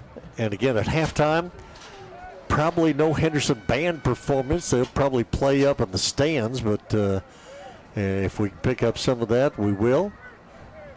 I guess we will have a drill team Lionettes performance as we go back to play.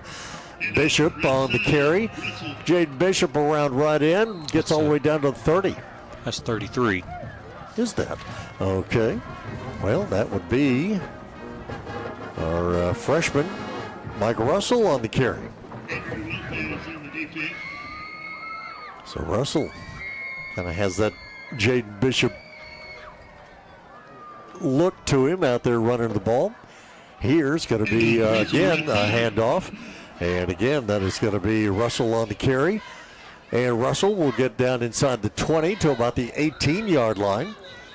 So again, under the circumstances here tonight, Henderson coaching staff getting a chance to play a lot of players, see a lot of players, and see what they want to do. Maybe get some experience for later on in the season that they might need them in.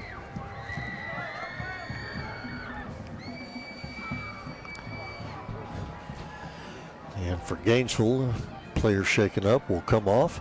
Less than a minute to go here in this first half, 54 seconds remaining. Again, 49-0, Henderson lead. Meeks, the quarterback, drops back to pass, fires near side. Mason Jones with the reception outside the 10. Jones, they're going to say he got into the end zone. He was tackled right at the goal line, but able to get into the end zone. Jones in for the score. Yeah, carried the defender into the end zone with him.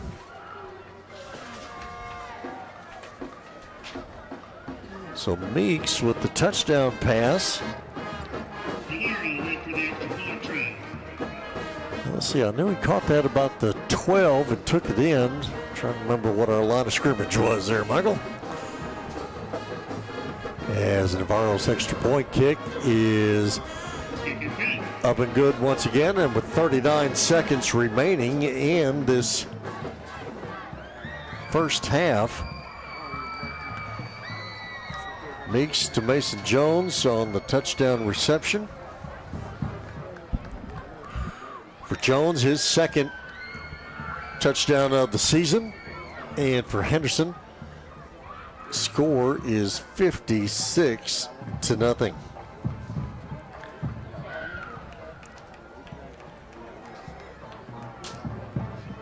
So again, halftime.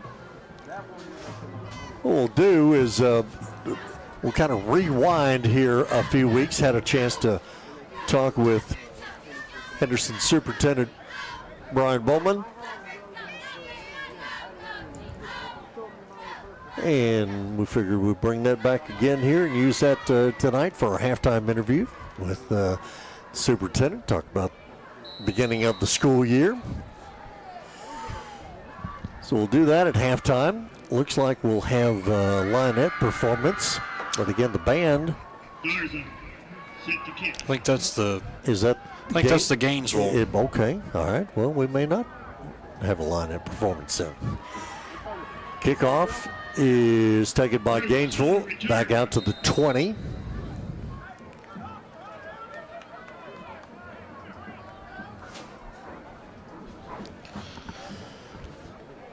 For those of you who joined us tonight and skipping out on Thursday Night Football on Prime, the Bills are up 14-7 over Miami with 8 minutes left in the second. A little closer than I expected to be in the second quarter. I have to confess, the Thursday night games, I haven't seen any of them.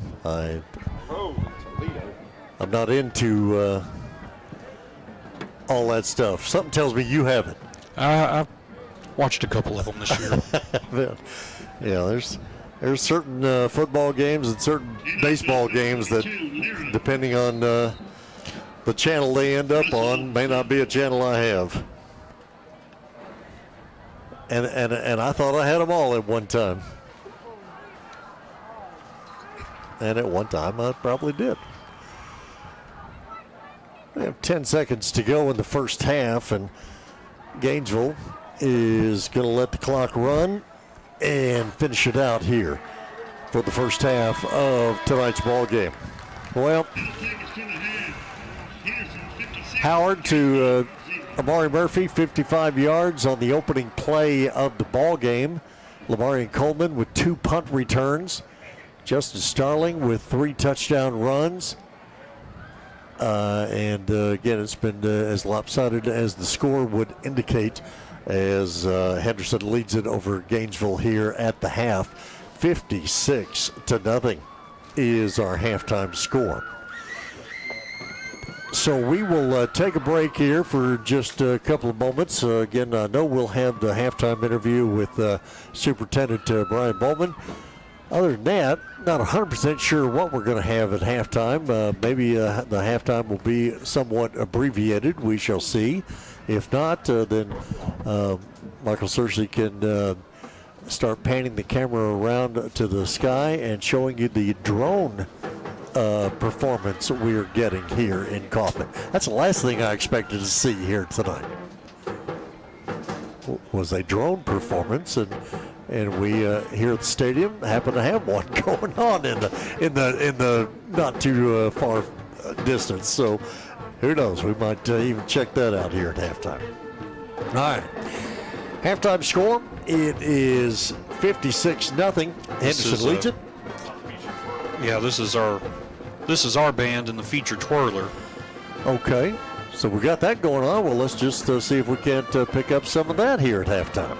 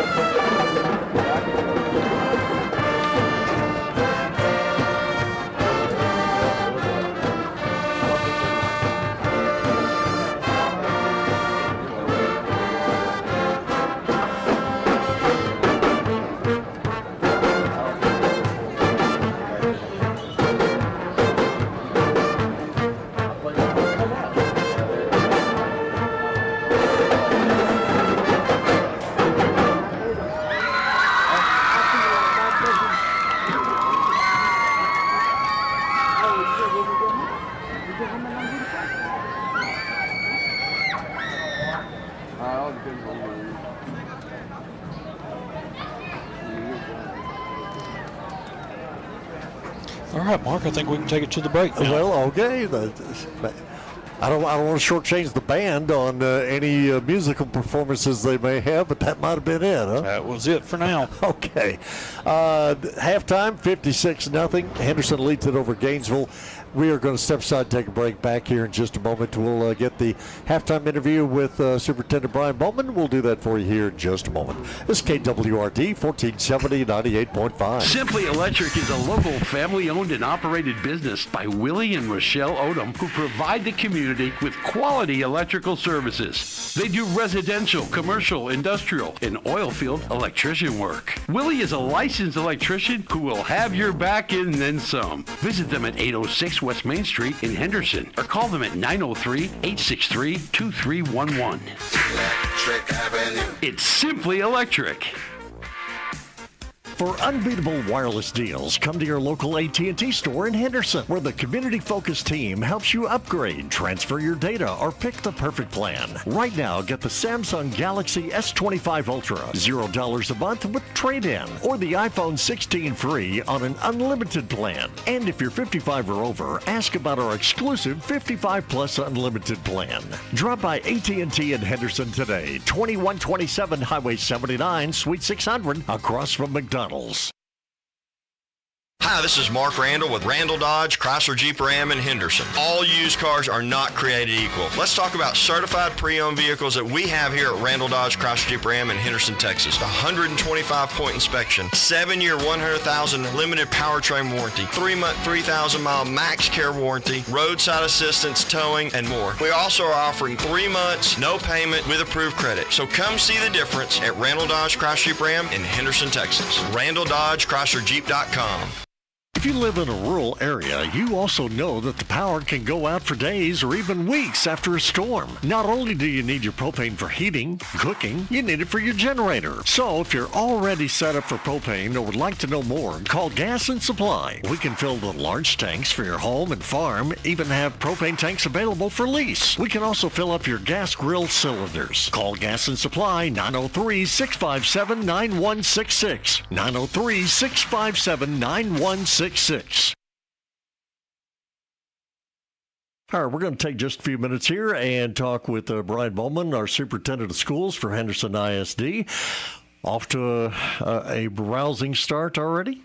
Yes, sir, we are. It's been a great first couple of weeks of school, and now it's kind of Friday night, and that's what everyone kind of looks forward to this time of year. So great start academically, and now all the extracurriculars are kicking in, and fun time of year for us in Henderson. How good was it for you, and how important was it for you to be here through the spring and kind of get acclimated and settled in, so now with the start of the new school year, you're ready to go full force? Yeah, I think it was real important. During that springtime, it allowed me to kind of get here early and really build relationships, whether that was with staff members or community members. But it allowed me a few months of just getting here, figuring out what Henderson's all about, kind of learning the community, learning the school district. You never want to go in and just kind of, how would I explain this, do it your way. Sure. You want to do it kind of, who's Henderson and what is Henderson ISD all about? And I think coming in the spring kind of allowed us to do that. So what'd you find out? I really found out, I tell people this all the time, and my wife and I talk about this a lot. This has been the most loving and welcoming community we've ever been part of. And I think that was the main thing we figured out. And that's with the community people, that's with staff members in the school district. Everyone's been so welcoming to my family. And I think that transfers over into our students. You know, whenever you look at the teachers and the staff that have built relationships with me, the more important thing is I saw them, they're building it with the kids. And we found that out pretty quick. It sure beats the alternative, doesn't it? Very much so. And I've seen the alternative, and we don't want that. Yeah, no doubt about that. So here we are. We're getting started here with the new school year. Thank you very much, legislature. Yeah, we can always thank them, can't we? They have juggled some things. What's the big challenge for you going into this new school year? You know, I kind of see it this way. They definitely give us challenges. But if you see it from a positive side, I always say we're going to take care of Henderson no matter what. Sure. It doesn't matter what they do in Austin. We're going to make Henderson ISD the best school district in East Texas. We have an unbelievable staff, unbelievable group of students and parents. So no matter what Austin does, we're going to take care of Henderson. With that, something, of course, the vouchers passed. And I tell people all the time, I don't care about vouchers. We want kids that want to come to Henderson, and we're going to make it great to where they do. Funding, the legislature talks about how they gave us all this extra money. They really didn't. They gave us a lot of mandates that we're using that money for. Yeah. Teacher pay raises, very much needed, and we received some of that money to help with that. But all the other funding things that they talk about, it wasn't necessarily additional funding. It was funding that they gave, and they specifically tell you what you can spend it on. And it's just basically some mandates that has come down from the state. Property taxes was a big one, and I'm indifferent on that because I definitely want to help our taxpayers, me included. I'm a taxpayer in Henderson. It helps me as a homeowner. What people don't understand is it can also hurt the school district because you're losing money whenever they increase the homestead exemptions and things like that. So a lot of things came out of Austin. I try my best to ignore it and just focus on the Henderson Lions. That's all I care about. I don't care what they're doing in Austin. But one of the things that came out of it was the whole cell phone thing. You had to address that. I was trying to block that out of my mind. No, that has been a big one. Now, I'll tell you this. I sent an email to our principals last weekend, and I just says, hey, tell me how the cell phone policy is going in your schools. And it has been great in Henderson. Our kids have followed it. It's been a great experience, I think, for us. An example is our high school principal sent me an email back, and here was her response. She said, our kids have been unbelievable with this. They have actually asked me to buy them board games and card games that they can play at lunch. And that didn't happen before. Kids were just on their cell phones. So she went out that weekend and purchased some deck of cards and board games, and that's what kids are doing at lunch now. Because the policies can be and are certainly different from district to district. So, yes, sir. So for Henderson ISD, what did y'all decide on? So what we decided is a student cannot have their cell phone out or turned on. Now, how they do that is up to the parent and the student. So is a kid going to keep it in their backpack? We're okay with that. Yeah. Are they going to keep it in their car? We're okay with that. So we didn't mandate how the kid is going to not have the phone, as long as it is not visible and as long as the cell phone is not turned on. See, because that's where this old guy got thoroughly confused over the whole thing, because there was such a huge push on school campus safety. Yes, sir. And I kind of thought, well, a student having their phone with them in case they needed it in a classroom setting, that was kind of a safety plus, bonus for the safety thing, to actually hear from a student in the classroom. You bet. And I would say with that, I think Henderson ISD and all the districts I've been in, we have a great system for school safety. We have a lot of programs implemented and in place. And I agree with you that cell phones could help a student. Sure. However, I think with the programs that we have in place in Henderson, that we're going to be just fine with that. As far as us communicating with parents, us notifying staff, taking care of the kid, is whenever it comes to school safety, we want to take care of the student.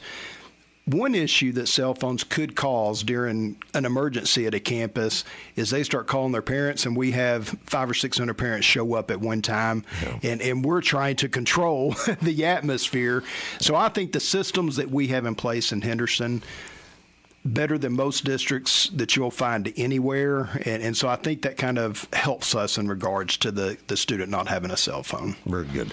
Here in the early portion of the school year, big news always is the ratings system and that kind of stuff. Too much put into that? Or, I mean, I guess for the schools who have an A, they're all thrilled and excited and stuff. Everybody else just kind of seems to be there. Is there too much put into that? My personal opinion, there's too much put into that. I think as a school district, our teachers in Henderson do an unbelievable job, and our kids do an unbelievable job. We had some great growth and increases this past year. I mean, our middle school increased 18 points. Our elementary was in double-digit gains. However, this is my personal opinion, what I don't want to do is for our community, or me as an administrator, to focus on a kid just on a one day. Yeah. You know, it's a test for one day. You don't know what happened to that kid that morning at home or the night before.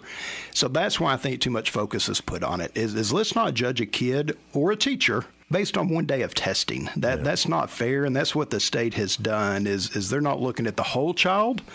They're looking at a basically a multiple choice test that honestly is not on grade level, and they're grading schools pretty much on that, and that's why I don't think it's fair. Even though we had great gains and we can promote that and sell Henderson on the gains that we had, I still don't think it's fair to a school district. Whether you're an A or an F, I don't think it's fair to a student or a school district. Yeah, very good. Well, 25-26 school year for you as your first full year as superintendent.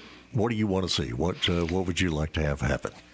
You know, I would say, and we've started this, I think building relationships back with the community and having transparency. I get in trouble sometimes for being too transparent. Sure. I scare our school board members sometimes. I think I scare Mr. Chenault in the communications department sometimes because I'm pretty transparent. You can't say that. Yeah, exactly. Yeah. But I think that with the 25-26 school year, building relationships back with the community, gaining some trust in our taxpayers. From a staff standpoint, I tell teachers all the time, I can teach you to teach, I can't teach you to love kids. So we're going to build relationships with kids. You know, our goal is for every child in Henderson ISD to have at least a 1 year's growth. However low they are, however high they are, though we want them to grow by 1 year academically. So I think if you put all that together, and then you throw in, you know, Friday nights goes along with extracurricular. I want every single kid in our school district involved in something. Is that football? Maybe. Is it band? Is it drill team? One act play? Whatever it is we're going to have a focus on getting our kids involved in a program outside of the classroom. And so that's a big focus of ours as well. Very good. Brian Bowman, Superintendent of Schools, Henderson ISD. Thanks so much for doing this, and come back and tell us more anytime you can. Yes, sir. Thank you. And Friday nights are here, and so good luck to the Lions. So again, thanks to Brian Bowman, our Superintendent of Schools, on the interview. We had this a few weeks back and played it and thought, hey, why don't we play this again here tonight in our Thursday night contest here in Kaufman. So our halftime interview, a service of Allure Aesthetics.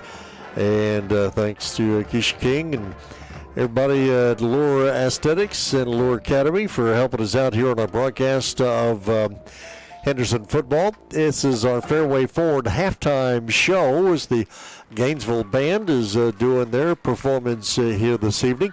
But our Fairway Forward halftime show here at Norville Field at Lions Stadium in Kaufman. Mark McLean here. Michael Searcy is alongside. Ken White is here as well. And Michael is chowing down on some fries. Got some fries there. Pulled pork sandwich and fries. Wow. Got to support the band boosters here. So he has indulged in the Kaufman Band Boosters concession stand, and so nicely done. And so go figure. We've been sitting here since what, 3 o'clock, give or take? And then we finally get here to the start of the ball game, and goofy me, I punch up the wrong station. I don't know what we were on there for a while, but we got that going. At least Facebook and YouTube channels are alive and well tonight. So did we give Athens or Pallet? Who did we give a little free ball game to? I think somebody there in the Athens Malakoff area caught wind of a Henderson football game tonight, but we're just some bonus football. Yeah. I just hope I didn't knock somebody else. Well, I guess nobody else was playing tonight, so I guess it was a. Not unless anybody's got the Overton game on. It was a freebie, so we did that. So and now I know I have 50 too many icons on my desktop. You're just ensuring my job security is what you're doing here. There you go. So we're off and rolling. Everything is good here back on KWRD 1470 and 98.5, and our KWRD Facebook page and YouTube channels and Network1Sports.com. We're on all of those for you here tonight on this Thursday night edition of Henderson Football. Our Fairway Ford halftime show here shows a 56-0 Henderson lead.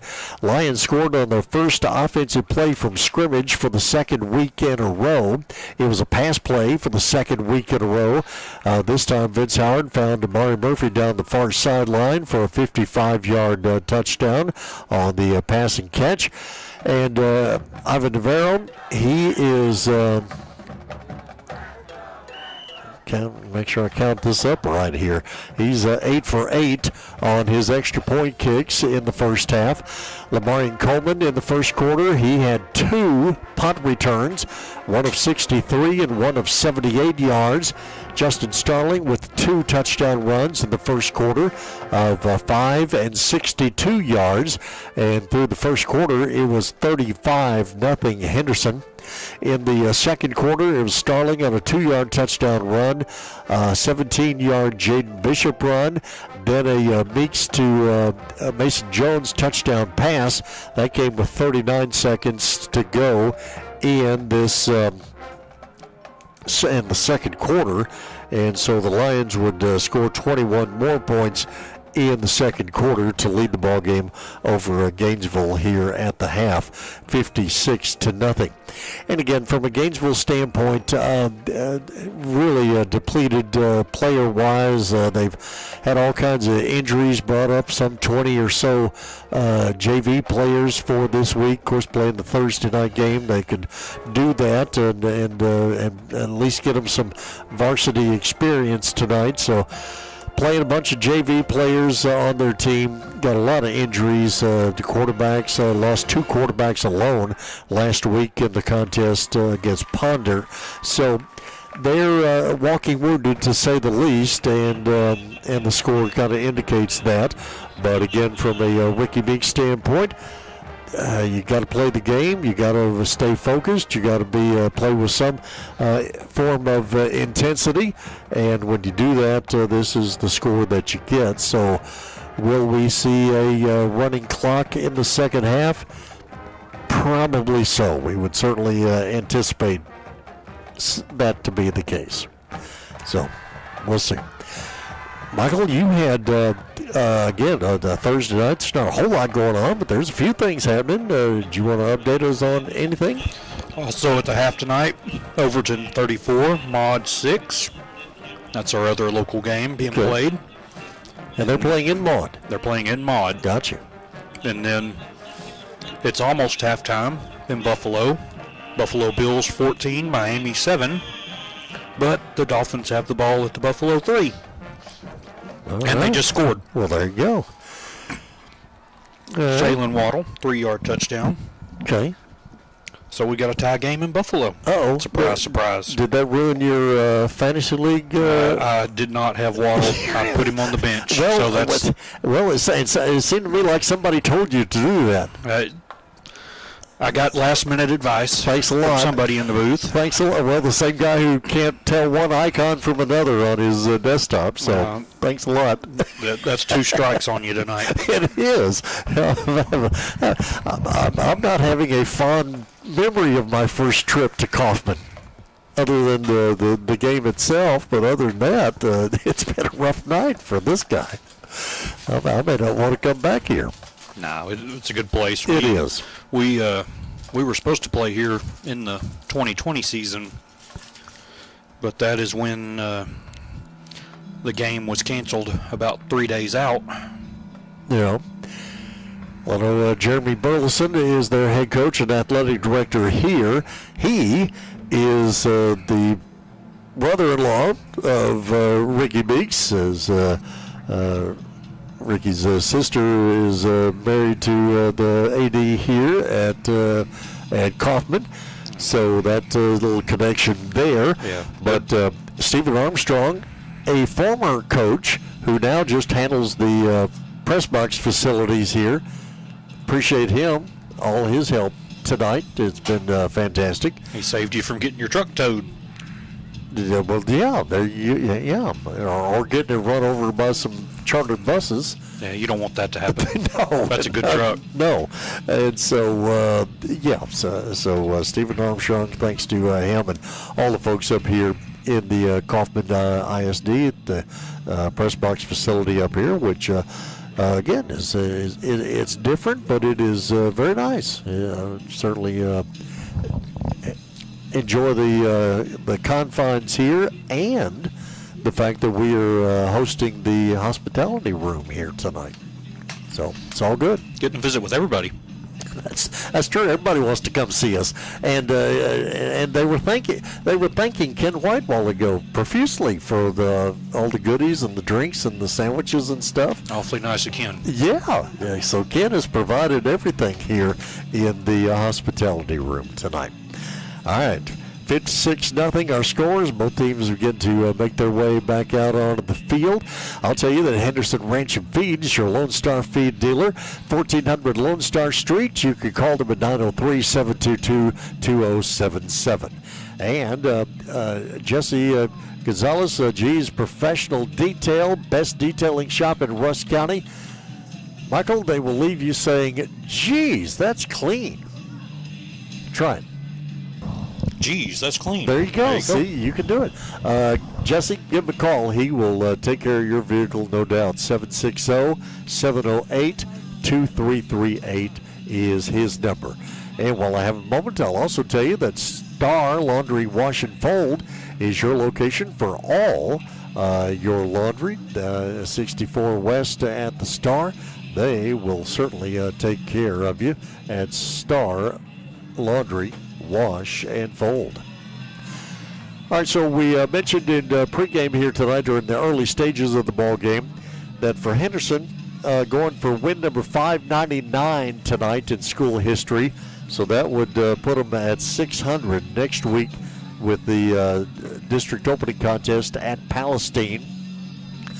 For Justin Starling, he has had quite the first half. Don't know exactly on the numbers, but he is putting a serious dent into the 880 yards he needed coming into tonight's ball game to become the all-time leading rusher in Henderson football. And that's it's just, at this stage in my career, it's just fascinating to know that I'm watching somebody do that, especially when we're not talking about a record that was set 2 or 3 years ago or 4 or 5 years ago or whatever. Joe Wiley has the record at 3,730 career yards in 1967 and 68. And for the old-timers around Henderson, you talk Henderson football, his name comes up every time. Well, that 68 team was the standard of Henderson football before the Coach Meeks brought home the 2010 championship. Yeah, and to think that that record has stood this long, and Justin Starling has a chance to break it within the next few games in district play. It's just a remarkable achievement for him and for his linemen that he's had, his teammates that he's had the last couple of seasons, and it's just been fun to watch. Yeah, with the shift away from running the ball, I mean, it is a significant accomplishment. And to be honest, not a whole lot's been said about it. I don't have a clue who's looking at him college-wise, who's inquired about him. I mean, you would think after Ashton Genty's performance last year at Boise State, the smaller, speedy, strong running back would have its place, and he certainly does. I hope somebody seriously takes a look at him and gives him a good offer. And having said all that, I guess we're ready for the second half, aren't we? So Henderson will kick off to start this second half. So while Ivan Navarro has had a busy ball game tonight with extra points, so has Eric Garza on his kickoffs. So he will kick off.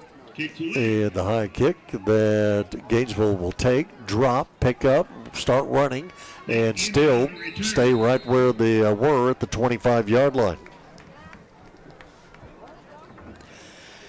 So Gainesville will have the football at their own 25.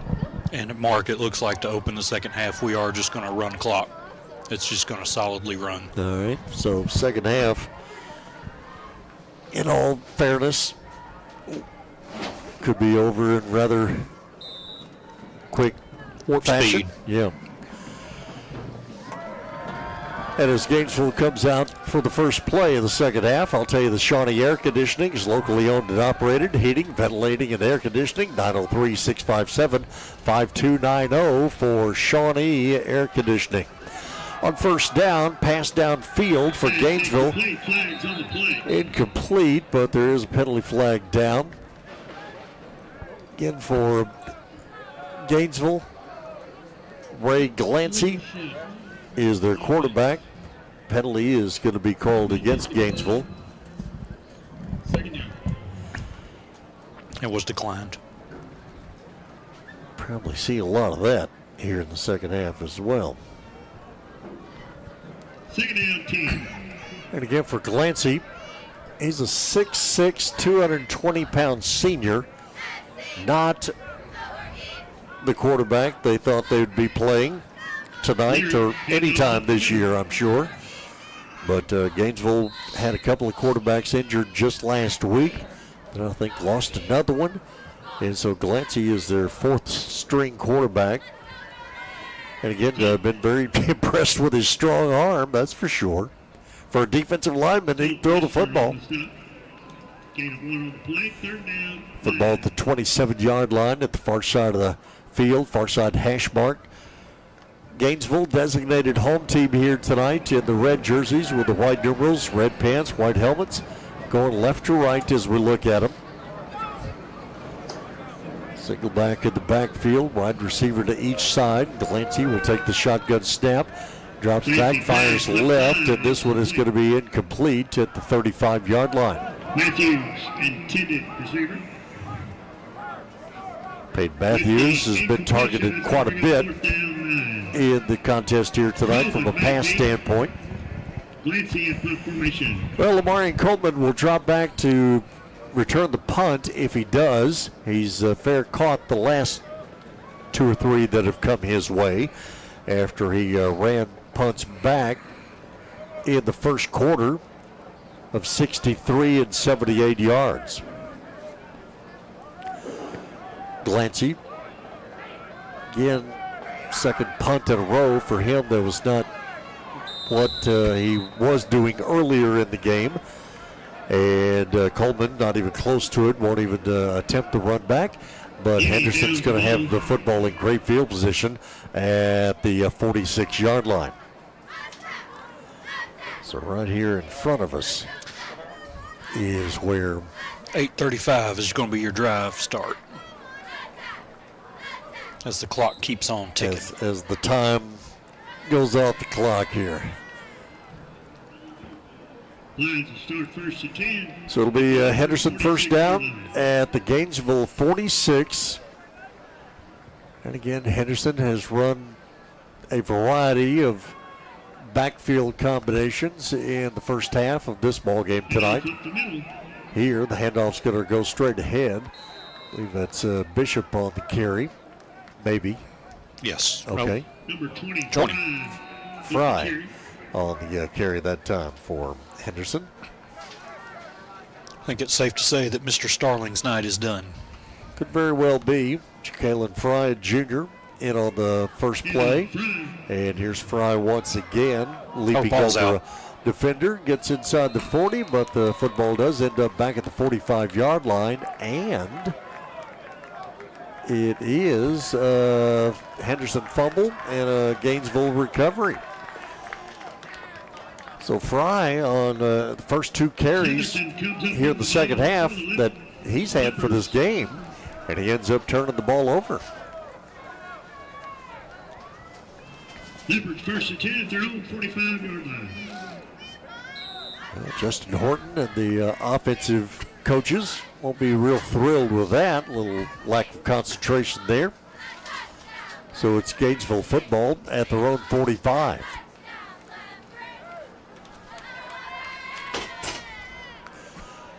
Going left to right, single back in the backfield. Glancy will turn and hand off, running play.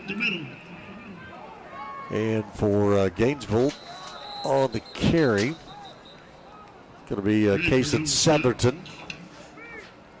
Southerton, a 5'8" senior. It's up to midfield stripe. Gain of 5 on the play, second down 5. Second and 5 for Gainesville. Just looking from a Henderson defensive standpoint. Amir Davis at a corner. Let's see if we have some other changes out there on the defense as well. I would assume that we do. As again, the football spotted right at midfield. And Glancy will turn off, hand off to Southerton. Southerton again with short yardage. Lamaz Jackson, he's still out there at a safety position. Jabron Myers out there at linebacker.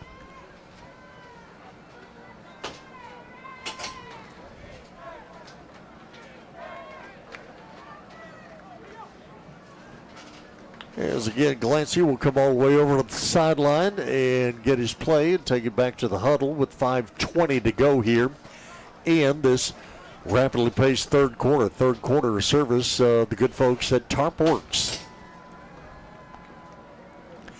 Two receivers stacked up here to the near side as Southerton will take the handoff once again. Go straight ahead, doesn't get much yardage there.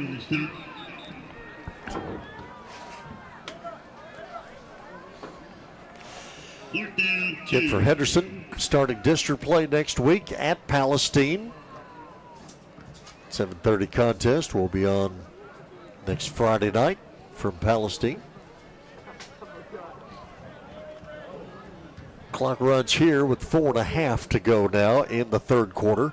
Again, the Lions lead the ball game by a 56-0 score. It is 4th and 2 for Gainesville. They're lining up to go for it. Glancy back to pass, fires downfield, man wide open at the 25-yard line, and taking it into the end zone for Gainesville. As Gainesville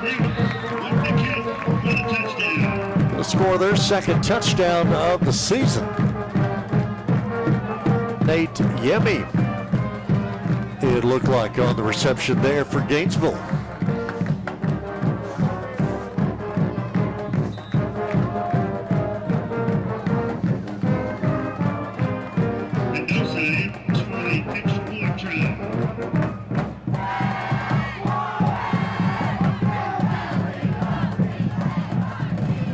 So Gainesville set up for the extra point attempt.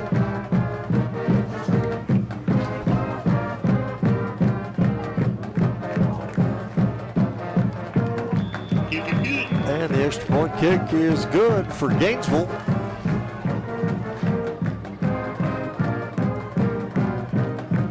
So we have a timeout here on the field, as it is now Henderson 56, Gainesville 7. We'll step aside. We will take a break. We are back here in just a moment. This is KWRD 1470 98.5. In life, people make the difference at home, business, and church. Wayne Griffith and his staff at Griffith's Towing is always on point with supporting the communities and always making a difference. Roadside assistance, flatbed service, towing service, and recovery is welcomed in those times of need, and Griffith's Towing has been the go-to in Henderson, Rusk County, and beyond. At Griffith's Towing, people make the difference. Call them at 903-947-6437. Hey East Texas, are you ready to launch a career in aesthetics, beauty, or cosmetics? At Allure Academy in Henderson, Texas, we offer TDLR approved programs in barbering, cosmetology, aesthetics, eyelash extensions, manicuring, and more. Did you know high school juniors and seniors can enroll now and graduate with a license and a diploma? Yes, you heard that right. Visit us at allureacademy.net today or call 877-850-9988. Gainesville kickoff, and the Leopards will just squib kick, little borderline onside kick, squib kick over to the left side, ends up not touching it, butting, goes all the way out of bounds. 56-7 is our score. 47-yard touchdown pass. Clancy to Nate Yemi, 5'7" senior.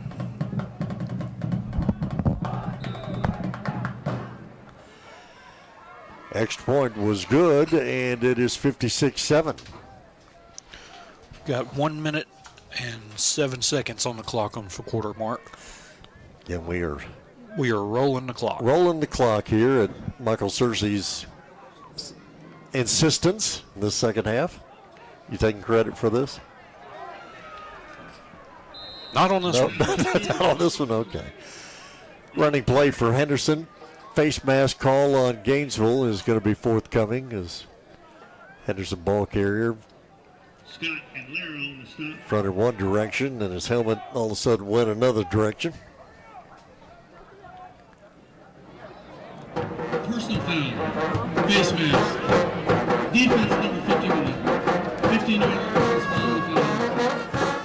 So face mask call on Gainesville. Again, Rob Walsh and his crew out of Fort Worth doing the officiating here tonight. Our first time this season to have a crew that was not a Tyler crew.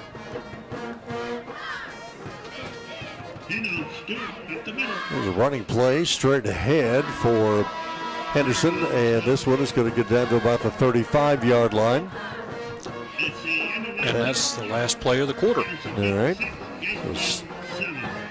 We have a Stewart on to carry that time for Henderson. So we've come to the end of the third quarter. Only thing happened here in the third was the Glancy to Yemi touchdown pass for Gainesville.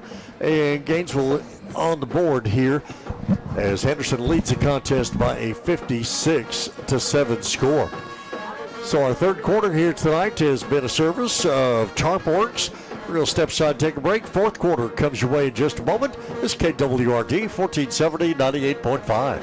The Henderson Football Booster Club is dedicated to helping the coaches and players and support groups for the Henderson Lions football team. You're always invited to the Booster Club meetings each Tuesday at 6 p.m. at the indoor facility meeting room. Coach Meeks will talk about the last game and take a look at the upcoming game. On game nights, get great food at the Booster Club concession stand as well as all your Henderson Lions gear at the Booster Club merchandise trailer. Supporting the Lions, it's the Henderson Football Booster Club. Ready to get started here with this fourth quarter for Henderson. Meeks, long throw out to the far side of the field. The ball caught for a second and then dropped. As again for Henderson, you have quite a few backups in the ball game now. Colby Taylor in the ball game here on the near side of the field at a wide receiver spot. And Stewart is the running back in the backfield. Here's going to be a pass over to the far side of the field. Catch made over there. Manuel on the stop, number 25 for the Leopards. Gain of 5 on that throw to the flat. Makes it 4th and 2 with 11 minutes left in the game. And seeing a bunch of numbers out on the field, not used to see him, but that's good. Give him some good playing time as Connor Stewart on the carry once again. Quickly inside the 25, down to about the 24-yard line.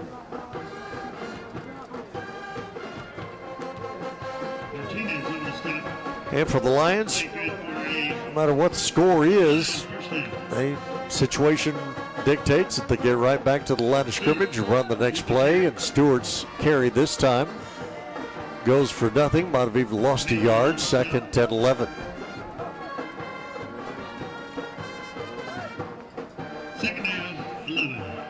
Football spotted at the Gainesville 26-yard line. 2nd down, Gainesville showing blitz, bringing the blitz, and the pass is going to be tipped away at the last second. Intended over here on the near sideline for Taylor. And for Blake Meeks. Good-sized freshman quarterback, but Gainesville broke right through and made the contact with him. I don't think he ever went down, but right back to the line of scrimmage and the next play, and Stewart gets hit in the backfield and brought down for a loss. Setherton up to make the stop. Setherton, the running back, playing defense here for Gainesville.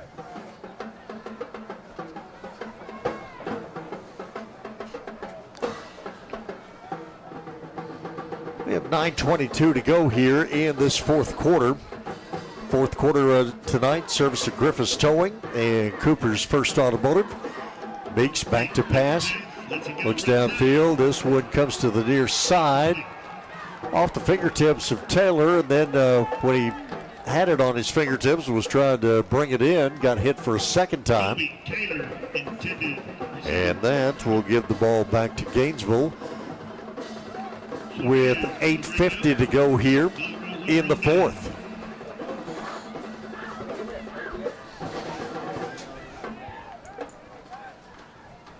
Moving clock does make this game go by in a hurry, doesn't it? It does.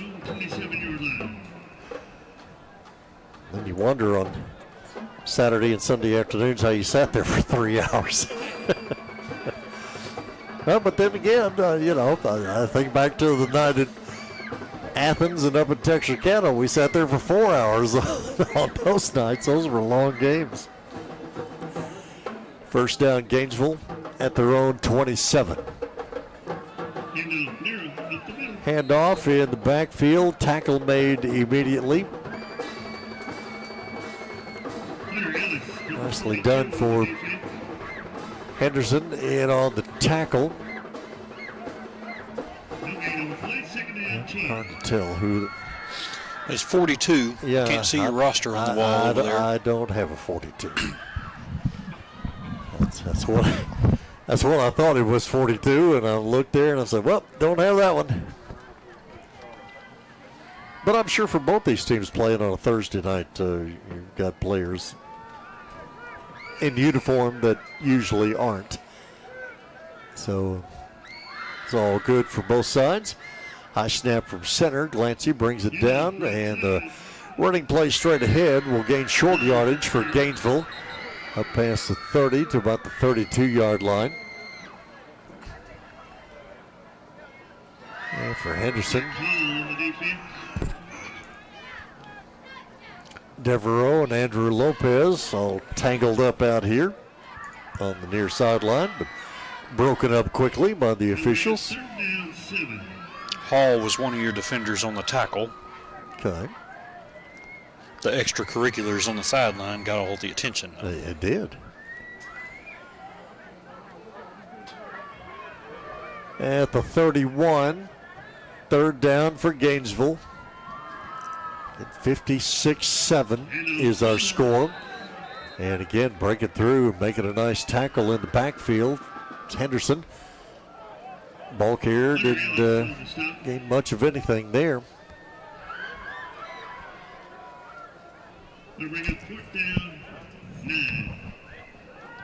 What time are you looking at there, Michael? Sitting at 6:10 and counting. Okay. Almost halfway through. So on fourth down, Glancy will stand back at his own 20 to punt the ball away. Get our fourth quarter of the ball game tonight. Service of Cooper's First Automotive. Also, Wayne Griffiths Towing.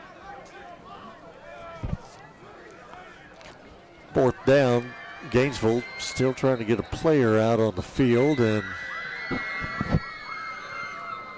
player was coming out at the last moment, so that might set them back 5. Henderson did not have anybody. We actually have a stop clock with 5:40. All right, so Gainesville called for a timeout because of their personnel issues. So with that timeout then, we'll step aside and take a break. It is 56-7. Henderson leads it over Gainesville. We're back here in just a moment. Henderson football at KWRD 1470 98.5. Fairway Ford Henderson kicks off the football season with a special sales event. Get this: $12,000 off MSRP on a brand new Ford F-150 or $10,000 off MSRP on a new Ford Bronco. But that's not all. How about this special lease deal? A new Bronco Sport, Escape, or Mach-E Mustang for only $399 a month. See dealer for details. Fairway Ford. Look for the sign on 79 and check us out online at fairwayfordtexas.com. All right, so after the timeout, here's Gainesville to punt from their own 30-yard line. Henderson originally didn't have anybody back deep to receive the punt, but now they do. And Glancy gets a nice high kick that's going to come all the way down here to the 36-yard line. Dropped, and fair caught there anyway.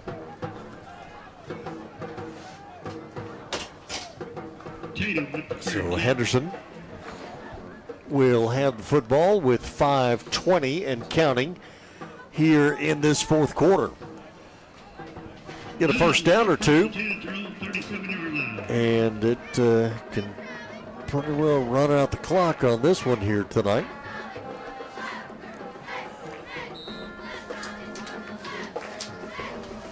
And again for Gainesville, I had a chance to talk with Neil Searcy, their head coach, prior to the game tonight. Spent a lot of years down in Killeen in Central Texas.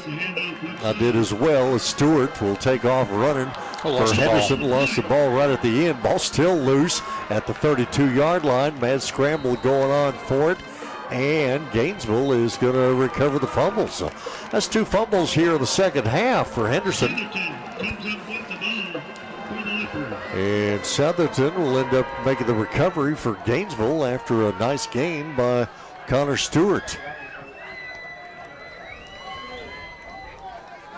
Anyway, for Neil Searcy and his Gainesville Leopards, hopefully they can get things pointed in the right direction for the remainder of their season. And for Henderson, looking to go to 3-1 on the season. Kind of familiar territory where we were last year about this time. Heading into district play at Palestine next Friday night. It's definitely good to carry some momentum in the district play. So Gainesville at the far hash mark. Going to be a running play. Up past the 30 to about the 35-yard line. Nice run there from Cason Southerton, a 5'8" senior.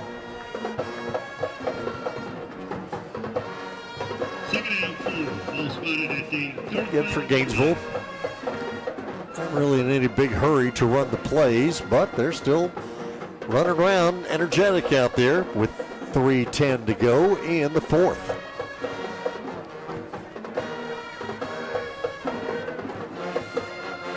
Two receivers stacked up here to the near sideline as Glancy, the quarterback, lost the ball on the exchange, and football at the 32-yard line, and this one I believe is going to be recovered by the Henderson Lions, and it is.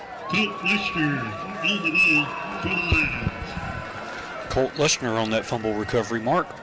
All right, so still have a scattering of starters out on the defense.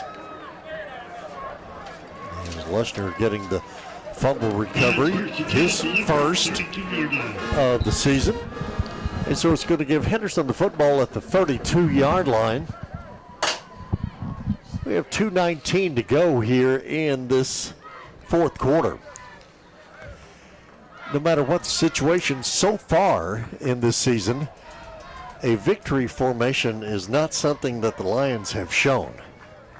They're willing to run a play anytime. And, of course, they run.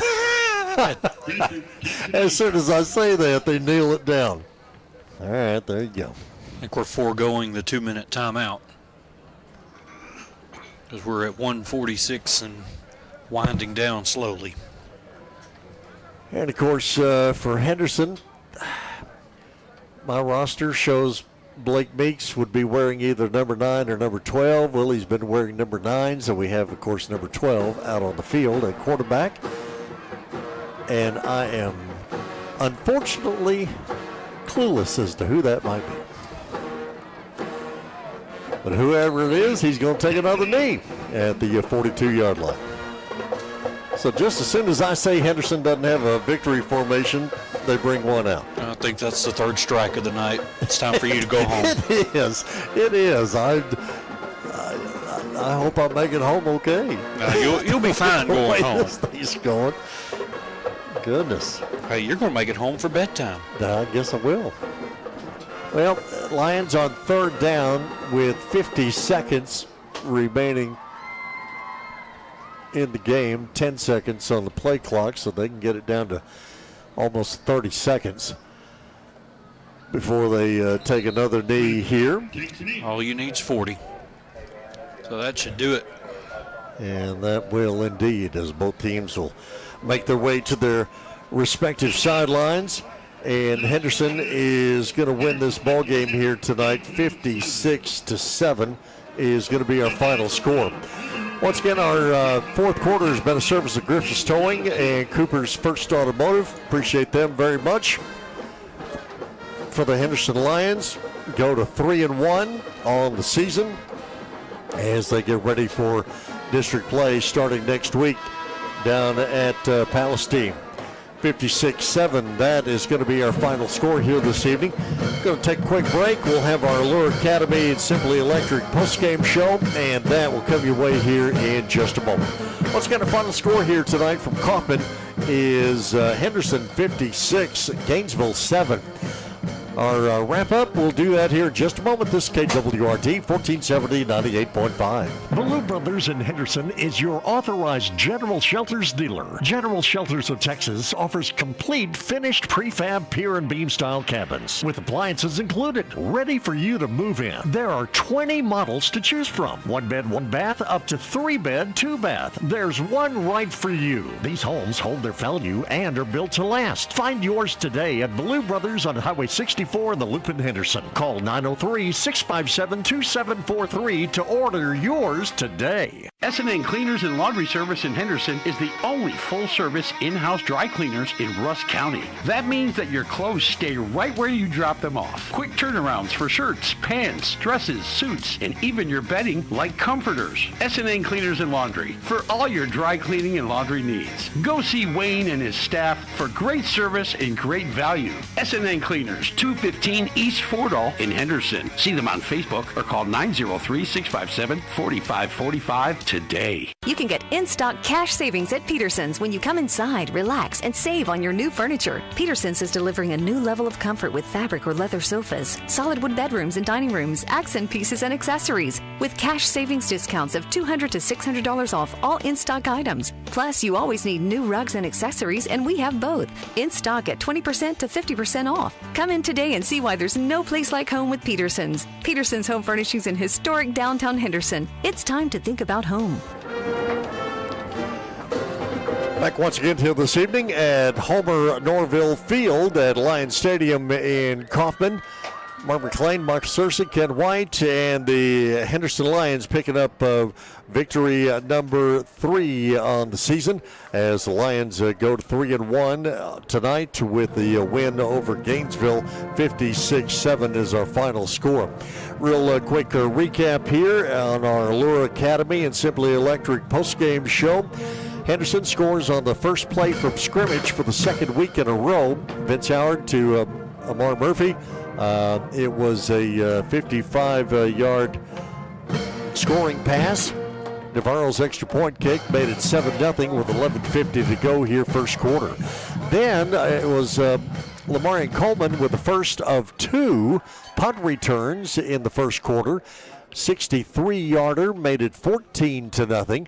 Then Justin Starling would get in on the scoring with a 5-yard touchdown run, made it 21-0. Coleman would come back with a 78-yard punt return, and we're still in the first quarter at 28-0. And then Justin Starling on a 62-yard touchdown run, made it 35-0. Then we get into the second quarter. Starling again on a 2-yard run, made it 42-0. Jaden Bishop came in, took it in from 17 yards out, made it 49-0. And then just before halftime, Meeks to Mason Jones on a touchdown pass with 39 seconds remaining in the half. It was 56-0. That was our halftime score. Only scoring in the second half would be for Gainesville. Glancy to Yemi, 47-yard touchdown pass with 3.5 to go in the third quarter. Extra point was good. 56-7 ends up being our final score. So for Gainesville, they are 0-3 as they get ready for district play starting with Farmersville next week. Henderson 3-1 on the season. Lions will be at Palestine 1 week from tomorrow on Friday night at Palestine to take on the Wildcats to open up district play. Again, for Justin Starling, he would get 3 more touchdowns on the night, so that gives him 15 on the season. Not sure exactly how many yards he got in the contest here this evening, but I'm sure he put quite a dent into the 880 yards that he needed coming into tonight's ball game to become the all-time leading rusher in Henderson history for a career rushing total. And again, I'm sure he put quite a dent into that tonight. So that, barring any unforeseen injury or anything else, he should take care of business with that sometime in the next few weeks in district play. But 56-7, our final here tonight. Lions get out of this one with a victory and didn't appear to have any injuries or any issues like that. And so all in all, I think about as good a performance and getting everything out of this ball game that you could possibly want, as the Lions run up a 56-0 halftime score to end up winning it 56-7, our final score. Again, our Allure Academy and Simply Electric postgame show. Appreciate them very much, as all of our sponsors of Henderson Lions football here on KWRD. Thanks to Jeremy Burleson, athletic director and head coach here at Kaufman, for having us out, and thanks to Stephen Armstrong here at Kaufman ISD for helping us out with all of the broadcast and facilities here this evening as well. So 56-7, that is our final score, and that's pretty much going to wrap it up for us on our broadcast here this evening. Again, next week, Henderson Lions will take on the Palestine Wildcats on Friday night to open up district play. Our coverage from Palestine will begin with the Henderson Coaches Show at 7, pregame 7:15, and the kickoff at 7:30. Once again, our final score here tonight is Henderson 56, Gainesville 7. And now, on behalf of all of our sponsors, and we thank them very much for that, Jason Martin will join us again next week. Tonight, Michael Searcy's been operating the camera. Ken White over here on our video production, and we thank them very much. I'm Mark McLean, thanking you very much for joining us for tonight's contest. 56-7 Henderson, that is our final score. We say goodnight to you from Kaufman on KWRD 1470 98.5.